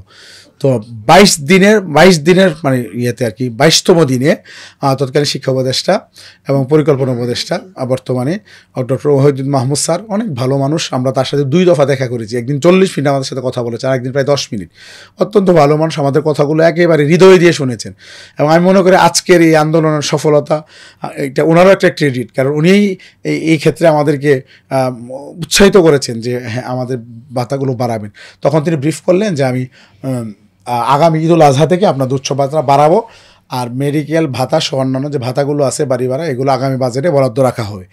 তো আমরা পরে ঈদুল আজহা পর্যন্ত আন্দোলন স্থগিত করে আমরা পরের দিন প্রেস ক্লাবে সংবাদ সম্মেলন করে সরকারকে একটা সময় দিয়ে চলে আসলাম। আসার পরে উৎসব ভাতার প্রজ্ঞাপন যে উনি দিবে, আমরা চাইলাম 100, ওনারা দিবেন আমন্ত্রণে কোনো রকমে প্রায় 50 দিবে, রাজি হলেন। এটাকে বের করতে প্রায় প্রতিদিন জোটের একটা প্রতিনিধি দল আপনার ওখানে যাইতো মন্ত্রণালয়ে। এটাকে বন্ধ করার জন্য সেলিম মিয়া সাহেব সর্বোচ্চ চেষ্টা করছেন, যে ওনার উদ্দেশ্য হচ্ছেন যে সব কিছু যাই হয়ে আমার মাধ্যমে হবে, এটার ক্রেডিট আমি নিব, আর কেউ নিতে পারবে না। তো অনেক চেষ্টা করলেন উনি, করে দিতেন, উনি করলেন না কেন? উনি করবেন না, উনি এই টাইমে করলে তো ওনার কোনো ক্রেডিট থাকবে না। আচ্ছা, উনি ডাইরেক্ট বক্তব্য বলছেন যে আমি ধরে নিয়েছেন যে আগামী নির্বাচনে বিএনপি ক্ষমতায় আসবে। তাই উনি উনি উনি উনি বলছেন ডাইরেক্ট যে আমি এই সরকারের কাছে কিছু চাই না, পরিষ্কার বলছেন, বক্তব্য রেকর্ড আছে আমাদের কাছে, পরিষ্কার বক্তব্য যে এই সরকারের কাছে কোনো কিছু চাই না। তো পরে আপনার উনি এটা বন্ধ করার চেষ্টা করেছেন। যাই হোক, আলহামদুলিল্লাহ সকল ষড়যন্ত্র মোকাবেলা করে আমরা ঈদুল আজহার আগে প্রজ্ঞাপনটা করাইতে পারছি, এবং প্রায় 17 বছর পরে শিক্ষকরা এই 25 থেকে নিয়ে 50-এ উন্নীত হয়েছে আমাদের এই আন্দোলনের কারণে। তো পরে ঈদুল আজহা চলে গেল, আপনার কোরবানির পর আমরা গেলাম মিনিস্ট্রিতে, গিয়ে বললাম যে স্যার তো বলছিলেন যে আমাদের জন্য অন্যান্য ভাতাগুলো বাড়ানোর আপনার বরাদ্দ রাখছেন, তো কি হচ্ছে? ওনারা বললেন আমাকে বলে নাই, অন্যান্য যারা গেছেন সিনিয়র মানে জুনিয়র লেভেলে তাদেরকে বলছে মাত্র একটা পাইছেন, এখন কেন আসতেছেন, ধমক টমক দিছে তাদেরকে। পরে আমি একটা চিঠি দিলাম মন্ত্রণালয়কে যে 13 আগস্টের মধ্যে যদি আমাদের বিষয়ে কোনো পদক্ষেপ না নেওয়া হয়, তাহলে আমরা কিন্তু 13 আগস্ট থেকে আন্দোলনে যাব। তো এটা দেওয়ার পরে যখন আমরা অর্গানাইজড হচ্ছি, সোশ্যাল মিডিয়ায় মোটামুটি সাড়া পড়তেছে, তখন মন্ত্রণালয়ের মনে হয় সম্ভবত গোয়েন্দাদেরকে বলছেন কথা বলার জন্য আমার সাথে কথা বলে বললেন যে আপনাদের বাড়ি ভাড়া 1000 থেকে 2000, আর মেডিকেল 500 কে 1000 করে, আর কর্মচারীদের উৎসব ভাতা 50 থেকে 75 করে একটা ডিও লেটার 7 তারিখে সরকার দিয়েছে শিক্ষা থেকে অর্থকে। ওইটা আবার আমাকে পাঠাইছিল সম্ভবত গোয়েন্দারা। আমি এটা নিয়ে আমার রাতে মিটিং করলাম, আমার শিক্ষকরা বললো না এটা মানি না, আর এখন আন্দোলনে না গেলে এগুলো আপনার এই সমস্ত আশ্বাস দিয়ে দেখা যাবে আপনার এটাকে তফসিল পর্যন্ত নিয়ে যাবে, পরে বলবে যে আমরা একটু চেষ্টা করছি, এইটুকু আগাই দিয়ে গেলাম, পরে সরকার এসে বাস্তবায়ন করবে। তখন আমরা বললাম যে না, এটা আন্দোলনটা তাহলে করতে হবে। তো আন্দোলনে আসলাম। 13 তারিখের যে আন্দোলনে 13 আগস্টে একটা বড় আন্দোলন হলো, ওখানে মিডিয়ার ভাষায় প্রায় লক্ষাধিক শিক্ষক ছিল। এটা আমরা তো আর আসলে মেজারমেন্ট করার সুযোগ নেই, মিডিয়ার ভাষায় প্রায় লক্ষাধিক শিক্ষক ছিল। তো আমরা ওখানে এই প্রোগ্রামে যখন আসি, তখন মন্ত্রণালয় আমাদেরকে নিয়ে যায়, আপনার পুলিশের মাধ্যমে আমাদেরকে নিয়ে যায় 10 সদস্যকে। তখন ওই দিন কিন্তু পুরো এলাকা ব্যাপক নিউজ হয়েছে। আপনি 13 তারিখের নিউজ দেখেন, 13 আগস্টের সারাদিনের নিউজ শুধু আমাদের। আপনার সারাদিনের টিভি নিউজ বলেন, ইন্ডিয়ান নিউজ, ওই দিন সারাদিনের নিউজ সব আমাদের। একটা টিভি চ্যানেল 3টা-4টা পর্যন্ত, মানে 4টা করে রিপোর্ট করছে আপনার ওই দিন। তো মন্ত্রণালয় নিয়ে যাওয়ার পরে ওখানে মাননীয় উপদেষ্টা মহোদয় ছিলেন, আমাদের সচিব মহোদয় ছিলেন, এবং মন্ত্রণালয়ের সিনিয়র অফিসার সবাই ছিলেন। ওখানে আলোচনা করে পরে সিদ্ধান্ত হয়েছিল যে আমরা আপনাদের বাড়ি ভাড়ার বিষয়টা 1-কে 2000, আর মেডিকেলকে 500-কে 1000, আর কর্মচারীদের 50-কে 75-কে আমরা রিও অর্ডার দিয়েছি। আমরা এটা প্রত্যাখ্যান করলাম। আমরা বললাম স্যার, মেডিকেল আপনি যদি 500-কে 1000 দেন, এখানে আর 500 যদি আপনি দিয়ে দেন, তাহলে আমাদের সরকারের সাথে বৈষম্য থাকে না, এখানে আমাদের কোনো সে নাই। আপনি আর যদি নাও দেন সমস্যা নেই। আর কর্মচারীদের আপনি 75 বলেছেন, 50-কে আপনি 75 করবেন, 75 করার কথা বলেছেন, এখানেও আমাদের কোনো সে নাই, আপনি এটা দিয়ে দেন। আমাদের দাবি একটা জায়গায়, সেটা হচ্ছে % টাকা আমাদেরকে বাড়ি ভাড়া দিতে হবে। তো আমি একটু জোরালোভাবে বললাম যে আপনি যদি % টাকার বাড়ি ভাড়া না দেন, তাহলে কিন্তু আপনার এমপিভুক্ত শিক্ষা স্থবির হয়ে পড়বে। এই শব্দটাই বলছি, যে আপনার এমপিভুক্ত শিক্ষা কিন্তু স্থবির হয়ে পড়বে। তো আমার একটা সাহস ছিল যে 1 লাখ শিক্ষক যেহেতু আসছে, আসলেই পারবো, আমরা করতে পারবো, একটা সাহস ছিল। পরে উনি বললেন যে হ্যাঁ, % টাকার বাড়ি ভাড়া, % হিসাবে আপনাদের বাড়ি ভাড়া দেওয়া হবে, এটা আমি মেনে নিলাম। এটা উনি মিটিংয়ে বলছেন, রেকর্ডও আছে আমাদের কাছে। পরে বললেন যে আপনার প্রত্যাশা কী বলেন। তখন আমি বললাম যে আমরা এখন চাইলে আপনার কাছে অনেক কিছু চাইতে পারবো, কারণ আমার এখানে জমায়েত ভালো আছে, কিন্তু আমরা বিবেকবান শিক্ষক হিসাবে এমন কিছু চাইবো না যেটা আপনার পক্ষে এই বাজেটে বাস্তবায়ন সম্ভব হবে না। আমরা আমাদেরকে 20% বাড়ি ভাড়া দিবেন, এটুকু দিলে আমাদের হবে। আর বাকি দুইটা বিষয়ে আপনারা এগুলো আগে সিদ্ধান্ত যেগুলো নিয়েছেন 75 উচ্চপাতা এটা দিয়ে দিবেন। আর মেডিকেল 500কে 1000 করেছেন, পারলে এটাকে 1500 করে দিবেন, না পারলে ওইটা নিয়ে আমাদের কোনো আপত্তি নেই, কিন্তু বাড়ি ভাড়া আমাদের 20% দিতে হবে। আমরা মূল ফোকাসটা এখানে দিয়েছি। এরপর আমাদের আলোচনা মানে সামনে যাইতে হয় নাই, 1.5 ঘন্টা প্রায় শেষ হয়ে গিয়েছিল তখন। তিনি বললেন একটা কাজ করেন, ঠিক আছে আপনারা আমাকে হিসাবটা দেন কত টাকা লাগতে পারে, হিসাব যদিও আমাদের দেওয়ার কথা না। এরপর আমরা এটা নিয়েছি, যেহেতু ওনারা চেয়েছে যে আমরা একটা খসড়া তৈরি করে দিব, আমার হিসাব দেন, আমি অধিদপ্তরগুলো থেকে হিসাব আনবো, এনে আমরা সামারি করে অর্থ পাঠাবো, অর্থ পরে যে ব্যবস্থা নেই আমরা দেখবো ওইটা। তো পরে ঠিক আছে ফাইন, আমরা 2-3 দিনের মধ্যে আমরা হিসাবটা রেডি করে জমা দিয়েছি। ওই দিন আবার আপনার উপদেষ্টা মহোদয়ের সাথে আমি সাক্ষাৎ করি নাই, ওই দিন একজন সচিবের সাথে সাক্ষাৎ করছি। তো সাক্ষাৎ করে ওনাকে বললাম যে দ্রুত আপনি এটা করবেন, উনিও আশ্বাস দিলেন। পরে ওখানে তারা খুব ফাইল চালাচালি করলো কাজের মধ্যে। আপনার মাওসিকে চিঠি দিতে গিয়ে সেটা তারা দেরি করে না, ওখানে খুব দ্রুত চিঠি দিয়েছে, আবার রেসপন্সও মাওসি দ্রুত করেছে। মাদ্রাসা এবং কারিগরি চিঠিটা এরা পাঠায় না, অনেক দিন আটকায় রাখলো, চিঠি দেয় না এরা অধিদপ্তরগুলোতে। এটা পরে আমরা নিজে গিয়ে পরে খুঁজে বের করছি ফাইল, এরপরও পাঠাই না। একজন কর্মকর্তাকে ফোন দিলে আরেকজনের কথা বলেছে, অমুকে জানে, অমুকে বললে অমুক এটার মানে দায়িত্বশীল। অনেক কষ্ট করে আপনার চিঠিটা পরে অধিদপ্তর আমরা পাঠাইলাম 2টাতে।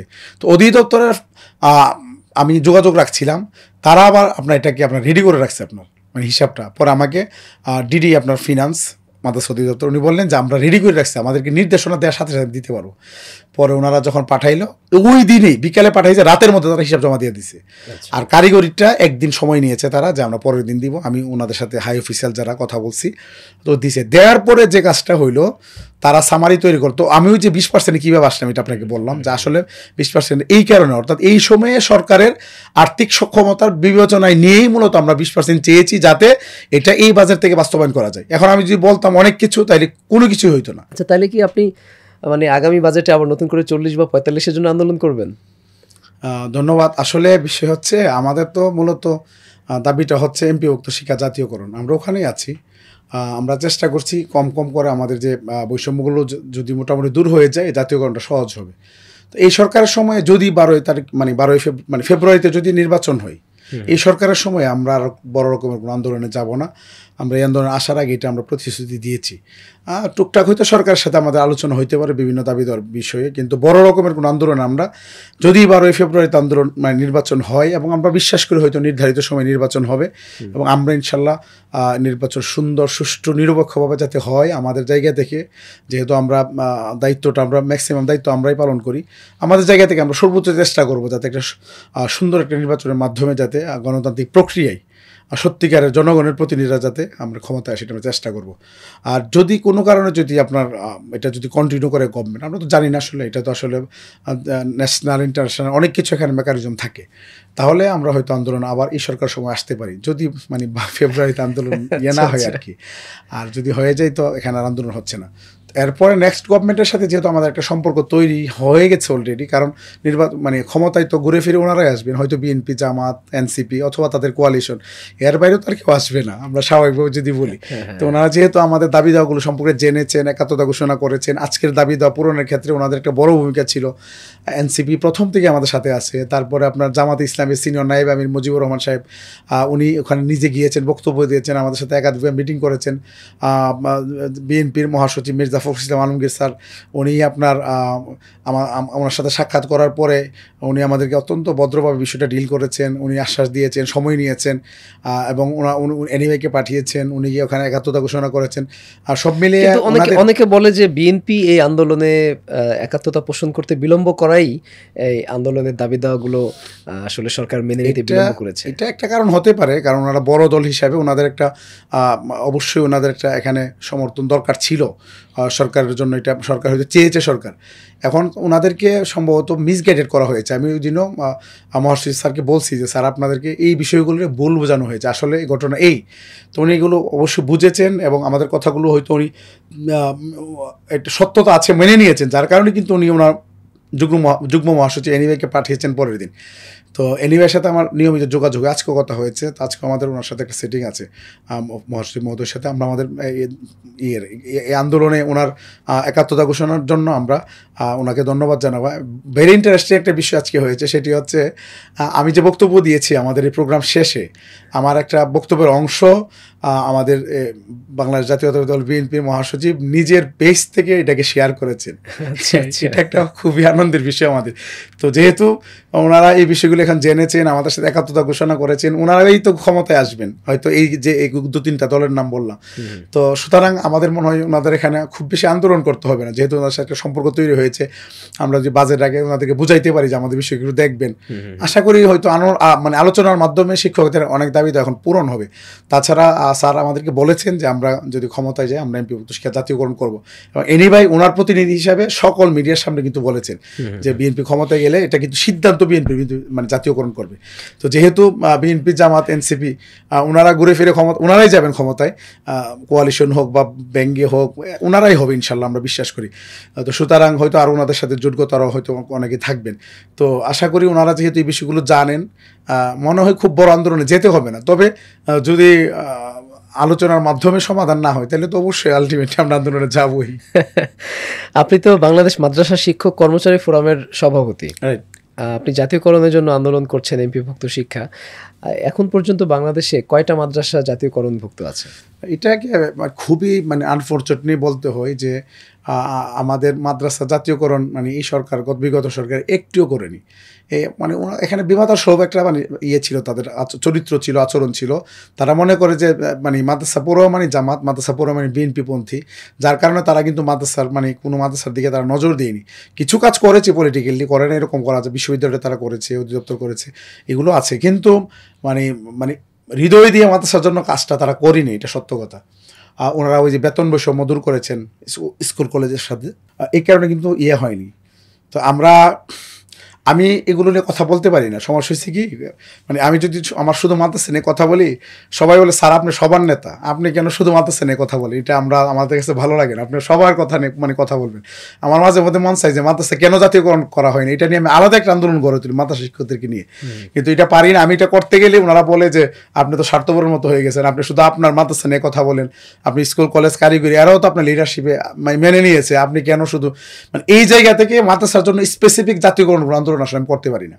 এই একটা আপনার সীমাবদ্ধতার জায়গা থেকে, না হইলে হয়তো যদি আমরা মাদ্রাসা নিয়ে শুধু জাতীয়করণ আন্দোলন করতাম, হয়তো কিছুটা আমরা সরকারের উপর চাপ ফেলতে পারতাম, মানে হয়তো ওনাদেরকে প্রেশার ক্রিয়েট করতে পারতাম। এখন তো আপনি যে দাবি দেওয়া ছিল সেটার মোটামুটি অনেকটাই সাকসেস বলা যায়। তো এখন তো আপনি চাইলে মাদ্রাসার পক্ষে আন্দোলন, ওই যে বললাম না, সবাই বলবে যে স্যার আপনার কথায় আমরা সবাই চলে আসছি, স্কুল টিস্কুল বন্ধ দিয়ে। আপনি বাংলাদেশের ইতিহাসে এত বড় আন্দোলন হয়েছে আমি দেখি নাই, এত অভূতপূর্ব ঐক্য, দল মত পথ সংগঠন নির্বিশেষে আপনার লক্ষাধিক শিক্ষক প্রতিদিন মানে চলে আসা, এটা অভূতপূর্ব। এরকম ঐক্য কোনো সময় আমরা দেখি না। এবং আপনার যে কর্মবিরতিটা যেভাবে পালন হয়েছে, একেবারে প্রায় 100% প্রতিষ্ঠানে একেবারে সারা বাংলাদেশে আপনার কর্মবিরতি ছিল। এখন এই জায়গা থেকে এখন যদি আমি তাদেরকে বাদ দিয়ে শুধু আমি মাদ্রাসার জন্য আন্দোলন করি, এটা তো কোনোভাবেই তারা আসলে এটা মেনে নেবেন এবং তারা খুবই কষ্ট পাবে। সেই জায়গা থেকে শুধু মাদ্রাসার জন্য আসলে কাজ করার আমরা সুযোগ পাচ্ছি না। আপনার এই আন্দোলনে আপনি যেমনটা বললেন যে বিএনপি, জামাত, এনসিপি সবাই সহযোগিতা করেছে, কোনো বাধা কি পেয়েছিলেন? না, বাধা পাইনি। আমাদের যে জমিয়তুল মুদারিসিন এবং ইনকিলাব এবং বাহাউদ্দিন সাহেব, তারা বিভিন্ন রকম, ইনকিলাব পত্রিকাটা তো আসলে মাদ্রাসা শিক্ষকদের পত্রিকা, এটাকে তারা আপনার মনে করেন মাওলানা মান্নান সাহেব এটাকে মানে পারিবারিক মানে সম্পদে তারা করেছেন। এটা যদিও এটা মাদ্রাসা শিক্ষকদের টাকা এটা প্রতিষ্ঠিত হয়েছে, এটা নিয়ে আমরা প্রতিবাদও জানিয়েছি, প্রেস ক্লাবে আমরা সংবাদ সম্মেলনও করেছি যে শিক্ষকদের টাকায় প্রতিষ্ঠিত ইনকিলাব পত্রিকাকে শিক্ষকদের মালিকানায় পৌঁছে মানে ফিরিয়ে দেওয়া হোক, না হলে হয়তো ভবিষ্যতে আমরা ইনকিলাব ভবন ঘেরাও করতে পারি, এরকমও মানে আমরা হুমকি দিয়েছি। তো বাহাউদ্দিন সাহেব এখন পত্রিকা মানে শিক্ষকদের টাকায় প্রতিষ্ঠিত ইনকিলাব পত্রিকাকে তার নিজস্ব পারপাস সার্ভ করার জন্য সে এখন এটাকে ব্যবহার করছে। তো আপনার তারা আপনার পত্রিকায় লেখালেখি করে আমাদের আন্দোলনটাকে এটাকে মানে ট্যাগিং এর চেষ্টা করেছে। আর সেলিম ভুঁইয়া সাহেব ও জাকির সাহেব বিএনপিকে মানে বোঝানোর চেষ্টা করেছেন যে এটা ফেসিবাদী আন্দোলন বা ফেসিবাদকে ফিরিয়ে আনার আন্দোলন, যদিও সকল ষড়যন্ত্র ব্যর্থ হয়েছে এবং সবাই এখানে এসেছে। সবচেয়ে বড় যে মজার বিষয় সেটা হচ্ছে এখানে আপনার প্রাথমিকের 7টি সংগঠনের সভাপতি সেক্রেটারি একাত্মতা ঘোষণা করেছেন, যদিও সরকারি প্রাথমিকে, যদিও আসলে তাদের এখানে আসার কথা না। এবং তারা বলেছেন প্রয়োজনে প্রাথমিক বিদ্যালয় আমরা বন্ধ করে দিব আপনাদের দাবি আদায়ের জন্য। আমার কাছে এত আপ্লুত হয়েছি আমি যে তারা মানে আমাদের এখানে এসেছেন। আমরাও ভবিষ্যতে চেষ্টা করবো ওনাদের দাবি দেওয়ার ক্ষেত্রে, যদি প্রয়োজন আমাদের মাঠে নামতে হয় আমরা যাবো ইনশাল্লাহ। আরেকটা বিষয়, বিশ্ববিদ্যালয়ের শিক্ষকরা এসেছেন, ডাকসুর আপনার একবারে বিপি থেকে নিয়ে আপনার নির্বাচিত সদস্যরা এসেছেন, জাকসুর নির্বাচিত বিপি আপনার এই যে জিতু সাহেব উনি এসেছেন।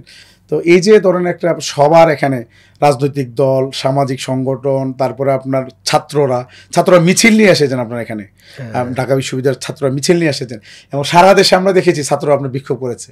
তো এখানে মানে সবার একটা মোহনা এখানে হয়ে গেছিল, এটা আমাদেরকে অনেক সাহস দিয়েছে। যার কারণে আমরা সরকারের বিপক্ষে চ্যালেঞ্জ দিয়েই মূলত আমরা আসলে আন্দোলনটা করেছি। আপনি খুবই ইন্টারেস্টিংলি দেখবেন যে সরকার কিন্তু যখন 5%-এর যখন আন্দোলন ব্যর্থ হলো, মানে আলোচনা যখন আমরা ফিরে আসলাম যেন মানবো না, তখন কিন্তু তারা আমাদের সাথে আলোচনা না করে 5%-এর একটা প্রজ্ঞাপন জারি করে দিল। এবং উদ্দেশ্য ছিল, এবং বিএনপির মাধ্যমে আপনার একটা নোটিশ সার্ভ করলো যে আমরা নীতিগতভাবে একমত, কিন্তু এখানে যদি কোনো রকমের অস্থিতিশীল পরিবেশ তৈরির হয় তাহলে বিএনপি সর্বশক্তি দিয়ে তারা এটাকে প্রতিহত করবে। এবং তারা সরকার আপনার বিভাগীয় কমিশনার, ডিসি এবং জেলা শিক্ষা অফিসারকে নির্দেশ দিয়েছিল যাতে তারা শক্ত অবস্থানে যায়, শিক্ষকরা যাতে আসতে না পারে। আমরা এটা আজ করে পরে আমরা চিন্তা করলাম না, বিএনপি হাইকমান্ডকে তাদেরকে ভুল বোঝানো হয়েছে, তাদের সাথে দেখা করা দরকার। তখন খন্দকার মুশারফ স্যার, ওনার মাধ্যমে আমরা একটা প্রতিনিধি দল তার সাথে দেখা করার পরে তিনি সম্ভবত হাইকমান্ডের সাথে কথা বলেন এবং তারা পরে আমাদেরকে মহাসচিব স্যারের সাথে দেখা করার ব্যবস্থা করে দিয়েছেন। এবং ওখানে দেখা করার পরেই পরিবেশ কিন্তু চেঞ্জ হয়ে গেছে। মানে সরকার যে ফোর্স করে আমাদেরকে উঠিয়ে দেওয়ার জন্য যে 5%-এর আপনার প্রজ্ঞাপন দিয়েছিল, এটা তাদের ষড়যন্ত্র বুন্নুল হয়ে গেছে। তো তারা কিছু চেষ্টা করেছে, যেমন মাদারীপুরের শিক্ষা অফিসার, জেলা শিক্ষা অফিসার, সে একটা নোটিশ সার্ভ করেছিল যে শিক্ষকদের হাজিরা দেওয়ার জন্য। আমি রাতে ফোন করলাম যে আপনি এটা করলেন কেন? বলছে এটা ডিসি এবং বিভাগীয় কমিশনার বলছে করার জন্য। আমি বলছি ডিসি বিভাগীয় কমিশনারকে কিছু আপনার এলাকায় আছে, আর কোথাও নাই, কেউ তো করে নাই। আপনি যদি এটা না করেন তাহলে কিন্তু আপনার বিরুদ্ধে আমি ব্যবস্থা নেব, জোট ব্যবস্থা নেবে, আমি এভাবে বলছি তাকে। পরে পরের দিন বক্তব্য দিলাম মিডিয়ার সামনে যে 24 ঘন্টার মধ্যে যদি প্রত্যাহার না হয়, আগামীকালকে মাদারীপুরের জেলা শিক্ষা অফিস ঘেরাও করা হবে এবং তাকে ওখানে তালাবদ্ধ করে রাখা হবে। পরে দেখলাম কয়েক ঘন্টার মধ্যে সেটা প্রত্যাহার করেছে। রোমানিতে এরকম একটা হয়েছিল মাধ্যমিক শিক্ষা অফিস, আমি স্ট্যাটাস দেওয়ার পরে কয়েক ঘন্টা পর প্রত্যাহার করেছে। তো এই যে রাষ্ট্রের বিরুদ্ধে দাঁড়ানো, এটা আসলে এই সাহসটা যুগাইছে সবাই এখানে আসার কারণেই। আমাদের কাছে মনে হয় যে সব রাজনৈতিক দল আসছে, ডাকসু আসছে, জাকসু আসছে, ছাত্ররা আসছে না, এটা কাইন্ড অফ সরকারের বিরুদ্ধে, সরকারের বিরুদ্ধে। এখানে তো আসলে ন্যায্য দাবির জন্য, অন্য কিছু না, অস্থিতিশীল কোনো পরিবেশ। কিন্তু এই আশঙ্কাটা তো ছিল যে আপনাদের এই আন্দোলনে ফ্যাসিবাদী কোনো শক্তি হয়তো কোনো চক্রান্ত করতে পারে। হ্যাঁ, আশঙ্কা উড়িয়ে দেওয়া যায়নি, আমরা অ্যালার্ট ছিলাম। আমি বারবার মাইকে বলতাম যে এখানে আপনারা সবাই ভলান্টিয়ার, এই আন্দোলন আমাদের সবার। যদি কাউকে সন্দেহজনক মনে হয় সাথে সাথে আমাকে বলবেন এবং পুলিশে আমি উঠিয়ে দিব। তো আমাদের প্রত্যেকটা শিক্ষক এক একজন ভলান্টিয়ারের কাজ করেছে, যার কারণে অন্য কেউ এখানে ঢুকে আপনার কোনো রকমের অস্থিতিশীল পরিবেশ তৈরি করতে পারেনি। আপনি ইন্টারেস্টিংলি লক্ষ্য করবেন, আমরা দেখেন যে বড় বড় প্রোগ্রাম করেছি, ব্লকের শাহবাগ সব লক্ষাধিক শিক্ষক এখানে অবস্থান নিয়েছিল। অন্য কোনো পেশার লোক হইলে এখানে মনে করেন তারা এই জায়গাতে মনে করেন বসে হয়তো দাবি আদায় করে নিত, অথবা এখানে বড় রকমের মনে করেন এখানে আপনার ক্ল্যাশ হয়ে যেত। কিন্তু আমরা দেখেন জনগণের সাফারিংসের কথা চিন্তা করেছি, 2টা বড় হাসপাতাল, দূর দূরান্ত থেকে রুগী আসে, আমরা শিক্ষক বিভাগবান, আমরা তো এই কাজ করতে পারি না। আমরা চিন্তা করেছি এটা শহরের একটা মোটামুটি গুরুত্বপূর্ণ রাস্তা, এটা বন্ধ করলে দিলে আপনার পুরো শহরে আপনার জ্যাম তৈরি হয়। আমরা তখন সিদ্ধান্ত নিলাম যে না, আমরা এখান থেকে এইভাবে শিক্ষক হয়ে আমরা মানুষের দুর্ভোগের কারণ হইতে পারি না। পুলিশ বলার সাথে সাথে 10 মিনিটে লক্ষাধিক শিক্ষককে নিয়ে সুশৃঙ্খলভাবে আমরা শহীদ মিনারে ফিরে আসছি। আপনি সচিবালয় কর্মসূচি দেখেন কত সুন্দর ছিল, ওখানে আমাদেরকে হাইকোর্ট মাজার গেটে ব্যারিকেড দিয়েছে। আমার শিক্ষকদেরকে বলছি যে একটা টোকাও দিবেন না আপনারা। আমরা ওখান থেকে আবার চমৎকারভাবে লক্ষাধিক শিক্ষক ফিরে আসছি। প্রত্যেকটা প্রোগ্রাম কদম ফরাতে আমরা এসেছি কালো পতাকা মিছিল করে, ইচ্ছা করলে ব্লক করে রাখতে পারতাম। আমরা এখানে বিক্ষোভ সমাবেশ করে চলে এসেছি, টিএসসিতে এসেছি, ওখান থেকে আবার শান্তিপূর্ণ ফিরে গিয়েছি। যমুনা কর্মসূচি দিয়েছিলাম, রাজনৈতিক দলগুলোর কারণে তারা আমাদেরকে অনুরোধ করেছেন যে এটা না করাই ভালো হবে, এটা স্থগিত রাখেন, আমরা তো কাজ করছি, একটু সময় দেন। আমরা কিন্তু এটা স্থগিত করেছি। অত্যন্ত শান্তিপূর্ণ একটা প্রোগ্রাম ছিল। আর আমরা আমাদের প্রত্যেকটা শিক্ষকই ছিল এখানে মনে করেন ভলেন্টিয়ার, স্বেচ্ছাসেবক, এবং প্রত্যেকেই ছিল পাহারাদার, যার কারণে আসলে কোনো অশুভ শক্তি এখানে কোনো রকমের কাজ করতে পারেনি। যে 7.5 8% আগামী বাজেটে দেওয়া হবে বা আগামী যে ইনক্রিমেন্ট হবে সেটার সাথে দেওয়া হবে, সেটাতে কি কোনো আশঙ্কা রয়েছে যে আসলে আদৌ সেটি বাস্তবায়ন হবে না না কিনা? না, আমরা তো প্রজ্ঞাপন হাতে নিয়ে এসেছি। আপনি প্রজ্ঞাপন পরে দেখেন, স্পষ্টভাবে উল্লেখ করা আছে নভেম্বর থেকে 7.5 এটা কার্যকর হবে, আর আগামী বাজেট থেকে 7.5 কার্যকর হবে, একেবারে স্পষ্ট উল্লেখ আছে এখানে। পরবর্তী নির্বাচিত সরকার কি এই প্রজ্ঞাপন না বাতিল না, করার ক্ষমতা রাখবে না? সরকারের কোনো সিদ্ধান্ত তো অন্য সরকার আপনার চেঞ্জ করে না, এটা করার সুযোগ নেই, করে না। বড় রকমের কোনো ক্ষতিকর কাজ না হলে করে না। আর এখানে যারা ক্ষমতায় আসবেন তারা সমর্থন দিয়েই তো এটা করিয়েছেন, সুতরাং এটা কেন চেঞ্জ হবে? আচ্ছা, আচ্ছা। সেই সুযোগ নেই। আচ্ছা, একটু জানতে চাই, এই মুহূর্তে আপনি বারবার জাতীয়করণের ব্যাপারে যে পয়েন্টটাকে আসলে নিয়ে আসছেন যে এখানে আর্থিক একটা সক্ষমতার বিষয় আছে, এর বাহিরে এই এমপিওভুক্ত শিক্ষা প্রতিষ্ঠানগুলো জাতীয়করণের ক্ষেত্রে অন্য কোনো প্রতিবন্ধকতা আছে কিনা? আমার কাছে মনে হয় যে প্রতিবন্ধকতাগুলো আছে এগুলো খুব বড় বিষয় না, এগুলো মাইনর। হয়তো সরকারিরা হয়তো অপোজ করবে, কিন্তু এটা মাইনর বিষয়, সরকার এটাকে বিবেচনা না নেয়, কারণ সরকারের সংখ্যা খুব কম, এটা খুব বেশি না। এখানে আর্থিক বিষয়টাই মূল বিষয় আমার কাছে মনে হয়, অন্য কিছু না। আর সরকারের আন্তরিকতা, এই দুইটা জিনিস, সরকারের মানে আন্তরিকতা আর আর্থিক বিষয়টি। এই জাতীয়করণের প্রতি মানে প্রয়োজনীয়তাটা কেন ঠিক? আসলে শিক্ষকদের জীবন মান উন্নয়নের জন্যই, না শিক্ষারও কোনো আসলে মান উন্নয়ন? দেখেন, আপনি যদি জাতীয়করণ করেন, আজকে অনেক স্কুলে আপনার 500, 1000, 1500, 3000 পর্যন্ত বেতন নেওয়া হয়। আপনি যদি জাতীয়করণ করেন তাহলে বেতনটা কিন্তু একটা নির্ধারিত কাঠামোতে চলে আসবে। আপনি হয়তো ফিক্সড হবে 50 টাকা বেতন বা 100 টাকা, এর বেশি কেউ নিতে পারবে না। তো এই যে শিক্ষা নিয়ে যে একটা বিশাল বাণিজ্য হচ্ছে, এটা কিন্তু বন্ধ হয়ে যাবে। তা আপনার সন্তান, যারা, আমি অভিভাবকদেরকে বলবো, এটা তো শুধু আমাদের স্বার্থ না, আপনার সন্তান 100 টাকা দিয়ে আপনার ঢাকা শহরে পড়তে পারবে সবচেয়ে ভালো স্কুলে, কারণ জাতীয়করণ হইলে সব একই লেভেলে হবে। বিদেশে আমি অনেকের সাথে তখন শুনছি, কি প্রাইভেট কোনো শিক্ষা প্রতিষ্ঠান থাকবে না? ওইটা তো পলিসি মেকিংয়ের বিষয়, কিন্তু আপনি প্রাইভেট কেন, আপনার মানে সরকারি স্কুলগুলোতে এটা হচ্ছে, সরকারি না এমপিভুক্ত শিক্ষা প্রতিষ্ঠানে আপনার কোথাও 3000 টাকা বেতন পর্যন্ত আছে, 1500, 3000, 2000। সরকার আপনার নীতিমালা করছে, কিন্তু এগুলো হচ্ছে না। কিন্তু আপনি যখন সরকারিকরণ করে দিবেন, তখন দেখা যাবে সরকার বেতন নির্ধারিত থাকবে যে 100, আর তখন এই 100 তো আপনার এটা সরকারি মানে অ্যাকাউন্টে চলে যাবে, তখন এখানে বাড়ানোর মধ্যে আগ্রহ থাকবে না শিক্ষকদের, যে বাড়ায় লাভ কি, এটা তো সরকারকে জমা দিতে হবে। কিন্তু এখন কিন্তু তার নিজের অধীনে থাকে টাকাটা, সে কিন্তু এটাকে তার মতো করে খরচ করতে পারে। এই কারণে তার আগ্রহ বেশি, যে এখানে বেশি ইনকাম, বেশি আমি আমার মতো করে ব্যবহার করতে পারবো বা আমি এটা ইউজ করতে পারতেছি। আর যখন সরকারি হবে 10 টাকা উঠলে 10 টাকা জমা দিয়ে দিতে হবে, তো তখন তার আগ্রহ থাকবে না যে এখানে আমি রেখে লাভ কি, এবং এই কারণেই কিন্তু রাজধানী ঢাকার বড় বড় এমপিওভুক্ত শিক্ষা প্রতিষ্ঠানগুলো তারা জাতীয়করণ চাচ্ছে না, রাইট? তারা জাতীয়করণ চাই না। আপনি তাদেরকে কিভাবে কন্ট্রোল করবেন বা কিভাবে আপনাদের এখানে জাতির বৃহৎ স্বার্থে, ব্যক্তিগত স্বার্থকে বিসর্জন দেওয়া উচিত। জাতির বৃহৎ স্বার্থে ওনাদের বোঝা উচিত যে আমি আমার ব্যক্তিগতভাবে হয়তো আমি লাভবান হচ্ছি, কিন্তু জাতি তো মানে লসে পড়ছে। আপনার ধরেন 5টা সন্তান, যার 4টা সন্তান, 5টা সন্তান, তার যদি মনে করে মাসে প্রতি সন্তানের পিছনে তো সরকারি মানে স্কুলের বেতন ফিস যদি আদায় করতে হয় 1500, 2000 করে, তাহলে তো মাসে তার বেতন হয়ে যাবে 10,000 টাকা। তারপরে তার কলম, বইপত্র, নোট গাইড ইত্যাদি আরও কত কিছু আছে। তো সব মিলিয়ে একটা অভিভাবকের উপর অনেক বার্ডেন হয়। অভিভাবকদের উচিত জাতীয়করণের ব্যাপারে তাদের শক্তভাবে আওয়াজ তোলা, যাতে তাদের সন্তানরা অল্প টাকায় পড়াশোনা করতে পারে। আর জাতীয়করণ হইলে আপনার একটা বৈপ্লবিক পরিবর্তন দেশ শিক্ষা ব্যবস্থায় আসবে। কারণ যখন আপনি আমার শিক্ষকের জীবন মান যখন উন্নত হবে, আর্থিকভাবে মনে করে তারা যদি সচ্ছল থাকে, তখন তারা মানসিকভাবে আপনার থাকবে, প্রশান্তি পাবে, শ্রেণীকক্ষে ভালোভাবে মনোনিবেশ করতে পারবে, শিক্ষার্থীদেরকে তাদের সর্বোচ্চটা দেওয়ার জন্য তারা চেষ্টা করতে পারবে। এই জন্য এটা জাতীয়করণটা শুধু আমাদের স্বার্থে না, এটা দেশ এবং জাতির স্বার্থে এবং আগামী প্রজন্মের স্বার্থে। আচ্ছা, অবসরে যে সকল শিক্ষকরা গিয়েছেন তাদের জন্য একটি অবসর এবং হচ্ছে কল্যাণের জন্য আলাদা দুটি ট্রাস্ট গঠন করা আছে বা অধিদপ্তর আছে। এই ব্যাপারে অনেক কিছু শোনা যাচ্ছে যে সেখানে নাকি টাকা পয়সা লোপাট হয়ে গেছে, অথবা সেখানে এখনো শিক্ষকরা তাদের টাকা পাচ্ছেন না। এই ব্যাপারে কি আপনাদের কোনো কর্মসূচি বা কোনো পরিকল্পনা আছে? আমরা যেহেতু আমাদের নির্ধারিত কিছু দাবি দেওয়া ছিল, এগুলো নিয়ে আন্দোলন করেছি। এই বিষয়গুলো নিয়ে ফিল্ডে আমরা কোনো আন্দোলনে যাইনি, তবে আমাদের পক্ষ থেকে আমাদের জোটের একটা অংশ তারা কিন্তু আমরা একটা মামলা করেছিলাম আপনার। এটা ওই যে যখন আমাদের 4% থেকে মানে আমাদের তো আগে 6% কাটা হতো অবসর এবং কল্যাণের জন্য, এটাকে বাড়িয়েছিল গত সরকার, আর 10% নেওয়া, এটা একটা মামলা আমরা করেছিলাম। সম্প্রতি এই মামলা একটা রায়ও হয়েছে। ওই রায়ে বলা হয়েছে যে যারা অবসরে যাবেন তাদের যে সুবিধাটা যাতে 6 মাসের মধ্যে দিয়ে দেওয়া হয়। আর অতিরিক্ত যে এখন মানে 6% থেকে আপনার 10% 4% অতিরিক্ত কাটছে, এটার জন্য বলা হয়েছে যাতে এটার অতিরিক্ত সুবিধাটা দেওয়া হয়। এটা আপনার হাইকোর্টের চূড়ান্ত রায় প্রকাশ পেয়েছে। এখন সরকার যদি আপিল করে তো হয়তো এটা আবার হয়তো এটা মামলা রান করবে, না হলে হয়তো এটা সরকারকে দিতে হবে। তো আমরা এটা নিয়ে এই রায়টা হওয়ার পরে আমাদের পক্ষ থেকে আমরা ঢাকা থেকে আমরা একটা করেছি, আপনার সংবাদ সম্মেলন হয়েছে, আর আমাদের শিক্ষকরা করেছেন এখানে।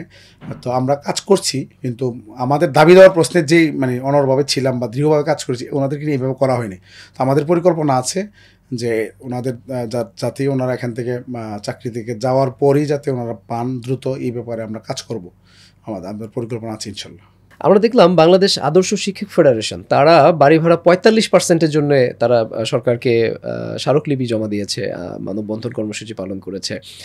তো সেই জায়গায় তারা কি তাদের এই আন্দোলনকে, এখন যেহেতু তাদের আসলে 45 হয় নাই, তা আপনি কি মনে করেন তাদের আন্দোলন কি চালিয়ে যাওয়া উচিত? আসলে ওনাদের আন্দোলন ওনারা চালিয়ে যাবেন নাকি আপনার বন্ধ করবেন, এটা তো ওনাদের একান্ত নিজস্ব ব্যাপার। তবে ওনারা এই কর্মসূচি দেওয়ার আগে আমাদের সাথে আলোচনা হয়েছে ওনাদের। ওনারা বলেছেন যে আমরা 45 চেয়েছি, যাতে সরকার যাতে মানে বেশি দেখে কমরা যাতে দিতে বাধ্য হয়, এটা একটা পলিসি ছিল ওনাদের যে সেক্রেটারি ওনার সাথে বাংলাদেশ আদর্শ শিক্ষক federation ABM Fazlul Karim sir, উনি আমার সাথে কথা বলেছেন এই কর্মসূচি থ্রু করার আগে। বলছেন যে এটা আমরা এই পলিসি দিয়েছি যে আমরা বেশি চাচ্ছি, সরকার মনে করবে যে কম দিয়ে থামাই দেওয়া যাক, এটা একটা পলিসি ছিল। ওনারা আমাদের দাবির সাথে একমত ছিলেন। জনাব অধ্যক্ষ দেলোয়ার হোসেন আজিজি, আপনাকে অনেক ধন্যবাদ জানাচ্ছি। আপনি চরম ব্যস্ততার মাঝে আমাদের সময় দিয়েছেন। সর্বশেষ যদি আপনি কোনো মেসেজ আমাদের দেশের শিক্ষক সমাজ অথবা শিক্ষার্থী যারা রয়েছেন অথবা শিক্ষার সাথে সংশ্লিষ্ট যে সকল নেটিজেন রয়েছেন তাদের উদ্দেশ্যে কিছু বলতে চান। জি, আমার মেসেজ আমার শিক্ষকদের জন্য সেটা হচ্ছে আমাদের যে অভূতপূর্ব একটি ঐক্য গড়ে উঠেছে, এটা যাতে আমরা কন্টিনিউ করতে পারি। আমাদের বৈষম্য ন্যায্য অধিকার আদায়ের প্রশ্ন, এটা যাতে আমরা কন্টিনিউ করতে পারি, কোনো রকম বিভাজন যাতে তৈরি না হয়। কারণ আমরা যে আন্দোলনটা করছি 17 সাল থেকে, আমরা কারো কাছ থেকে একটি টাকাও কারো কাছ থেকে চেয়ে নিইনি। কেউ বলতে পারবে, আমি চ্যালেঞ্জ করে বলছি, আমরা কারো কাছ থেকে একটি টাকাও চেয়ে নিইনি। তবে আমাদের আন্দোলন করতে গেলে আপনার হয়তো কেউ অনেক সময় কন্ট্রিবিউট করে অল্প করে, আমরা যদি হয়, আবার অনেক সময় আমরা ফিরিয়েও দিই যে না আমাদের টাকার দরকার নেই। যেমন এক বোন ওই দিন নিয়ে আসছেন 5,000 টাকা দেওয়ার জন্য, তাই আমি বলছি উনি অসুস্থ, আমি বলছি না ওনার টাকা আমরা রাখবো না। অনেক পিড়াপিড়ির পরে উনি পরে মানে আমরা রাজি হইলাম টাকাটা রাখার জন্য। এরপরে আমি বললাম যে না, আপনি আজকে শুধু মাইকের টাকাটা, মাইক ভাড়া আমাদের 2100 টাকা, এটা দেন, বাকিটা নিয়ে যান। উনি অনেক রিকোয়েস্ট করলেন। তো আমরা যেহেতু টাকা পয়সা নেই না, আর আমরা এতদিন ধরে কাজ করছি, এখন পর্যন্ত আমাদের পদেরও লোভ নাই, আমাদের কোনো রকমের যে জায়গা দখল করা, কল্যাণ অবসর দখল করা, এই জাতীয় লোভ নাই। তো এইগুলোর কারণে শিক্ষকদের একটা আস্থা তৈরি হয়েছে আমাদের প্রতি। আশা করি এটা কন্টিনিউ করবে। আপনি খুবই সারপ্রাইজড হয়ে যাবেন যে এই আন্দোলনটা যদি অন্য কেউ কোনো দল মানে এটা রান করতো, এখানে খরচ হয়তো কমপক্ষে 20 কোটি টাকা এতদিনে, কিন্তু আমাদের খরচ মানে যদি শুনে কেউ, সে আশ্চর্য হয়ে যাবে। আমাদের খরচ মাত্র 30,000 টাকা।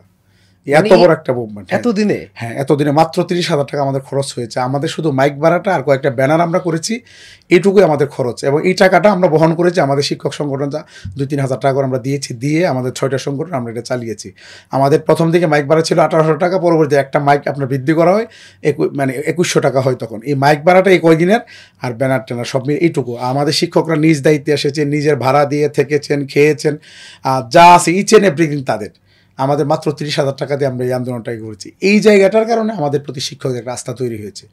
তো আমরা দেশবাসীর কাছে দোয়া চাই, আমরা যাতে আমাদের প্রতি আস্থা এবং বিশ্বাস শিক্ষকরা যেমন রেখেছেন, এটা যাতে আমরা যাতে এটা ধরে রাখতে পারি, এটা যাতে অব্যাহত থাকে। আরেকটা বিষয় আছে, সেটা হচ্ছে আগেকার সময়ে রাজনৈতিক কানেকশন দেখিয়ে শিক্ষকদের মাথা বিক্রি করে নেতারা খাইতেন।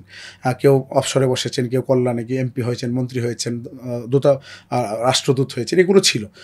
তো আমরা এই জিনিসটাকে মানে 5 আগস্টের পর এটা বন্ধ করতে চাই, যে শিক্ষকদের আন্দোলন হবে নিরেট পেশাগত আন্দোলন, এবং যা কিছু হবে সব সামনে হবে, গোপন কিছু হবে না। তা আমরা যার কারণে আমরা কিন্তু সচিবালয়ে কী আলোচনা হয়, এটা আমরা এসে এখানে একবার সবার সামনে ওপেন করতাম যে এই আলোচনা হয়েছে। যেমন 5%-এর পর আমরা এসে বলছি যে আপনারা কি মানবেন কিনা বলেন, মানলে আন্দোলন ক্লোজ, না মানলে আমরা আন্দোলন কন্টিনিউ করবো, আর কন্টিনিউ করতে হলে আপনাদেরকে আসতে হবে। তারা বলছে না আমরা আন্দোলন করবো। তো এই যে একটা বিষয়, মানে আমরা যে সব কিছু ব্রিফ করি, এটা না শুধু আন্দোলনের বাইরেও, ধর আমি আজকে সচিবালয়ে গেছি, কী কাজ করছি আমরা সন্ধ্যায় ব্রিফ করবো, যা মানে আমাদের শিক্ষক জানানোর জন্য। আমরা আজকে গিয়েছিলাম, ওর সাথে দেখা করেছি, এই কথা হয়েছে, আমরা সব কিছু শেয়ার করি। তারা এই কারণে আমাদেরকে খুব আপন মনে করে, এটা আমাদের একটা বড় প্লাস পয়েন্ট আর কি। আর দেশবাসীর কাছে শিক্ষার্থীদের উদ্দেশ্যে বলবো যে আমরা আমাদের এই আন্দোলনটা শুধু আমাদের জন্য না, তোমরা যাতে ভালো শিক্ষক পাও, সবচেয়ে মেধাবী শিক্ষক পাও, এই জন্য আমরা এই আন্দোলনটা করছি, যাতে ভালো শিক্ষক এখানে আসে, আর্থিক সুবিধা ভালো থাকলে ভালো শিক্ষক এখানে আসবে, এটাও আমাদের একটা অন্যতম কারণ আন্দোলনটার। আর অভিভাবকদেরকে বলবো, আপনি যদি জাতীয়করণ হয়, আপনার সন্তান এখন যেখানে 3,000 টাকা বেতন দিতে হচ্ছে বা 1,500 টাকা 2,000 টাকা, আপনার সন্তান 100 টাকাতে বেতন দিয়ে পড়তে পারবে, সুতরাং আপনার ব্যয় অনেক কমে যাবে। জি, থ্যাংক ইউ। আপনাকে অনেক ধন্যবাদ জানাচ্ছি আবারও। সুপ্রদর্শক, আপনারা এতক্ষণ শুনছিলেন অধ্যক্ষ দেলোয়ার হোসেন আজিজি, যিনি এমপিওভুক্ত শিক্ষকদের 20% বাড়ি ভাড়ার আন্দোলনটি অত্যন্ত সফলতার সাথে বাস্তবায়ন করেছেন এবং তাদের যে ন্যায্য দাবি ছিল সেই দাবিটিও একটি চমৎকার সুরাহা তিনি করতে সক্ষম হয়েছেন এবং এই দাবিটির মাধ্যমে আমাদের দেশের প্রায় 6 লক্ষাধিক এমপিওভুক্ত শিক্ষক এবং শিক্ষক পরিবার তারা আনন্দে বাড়ি ফিরে গিয়েছেন এবং আমাদের যে সকল শিক্ষা প্রতিষ্ঠানগুলো রয়েছে সেখানে শ্রেণী কার্যক্রম নতুন করে শুরু হয়েছে।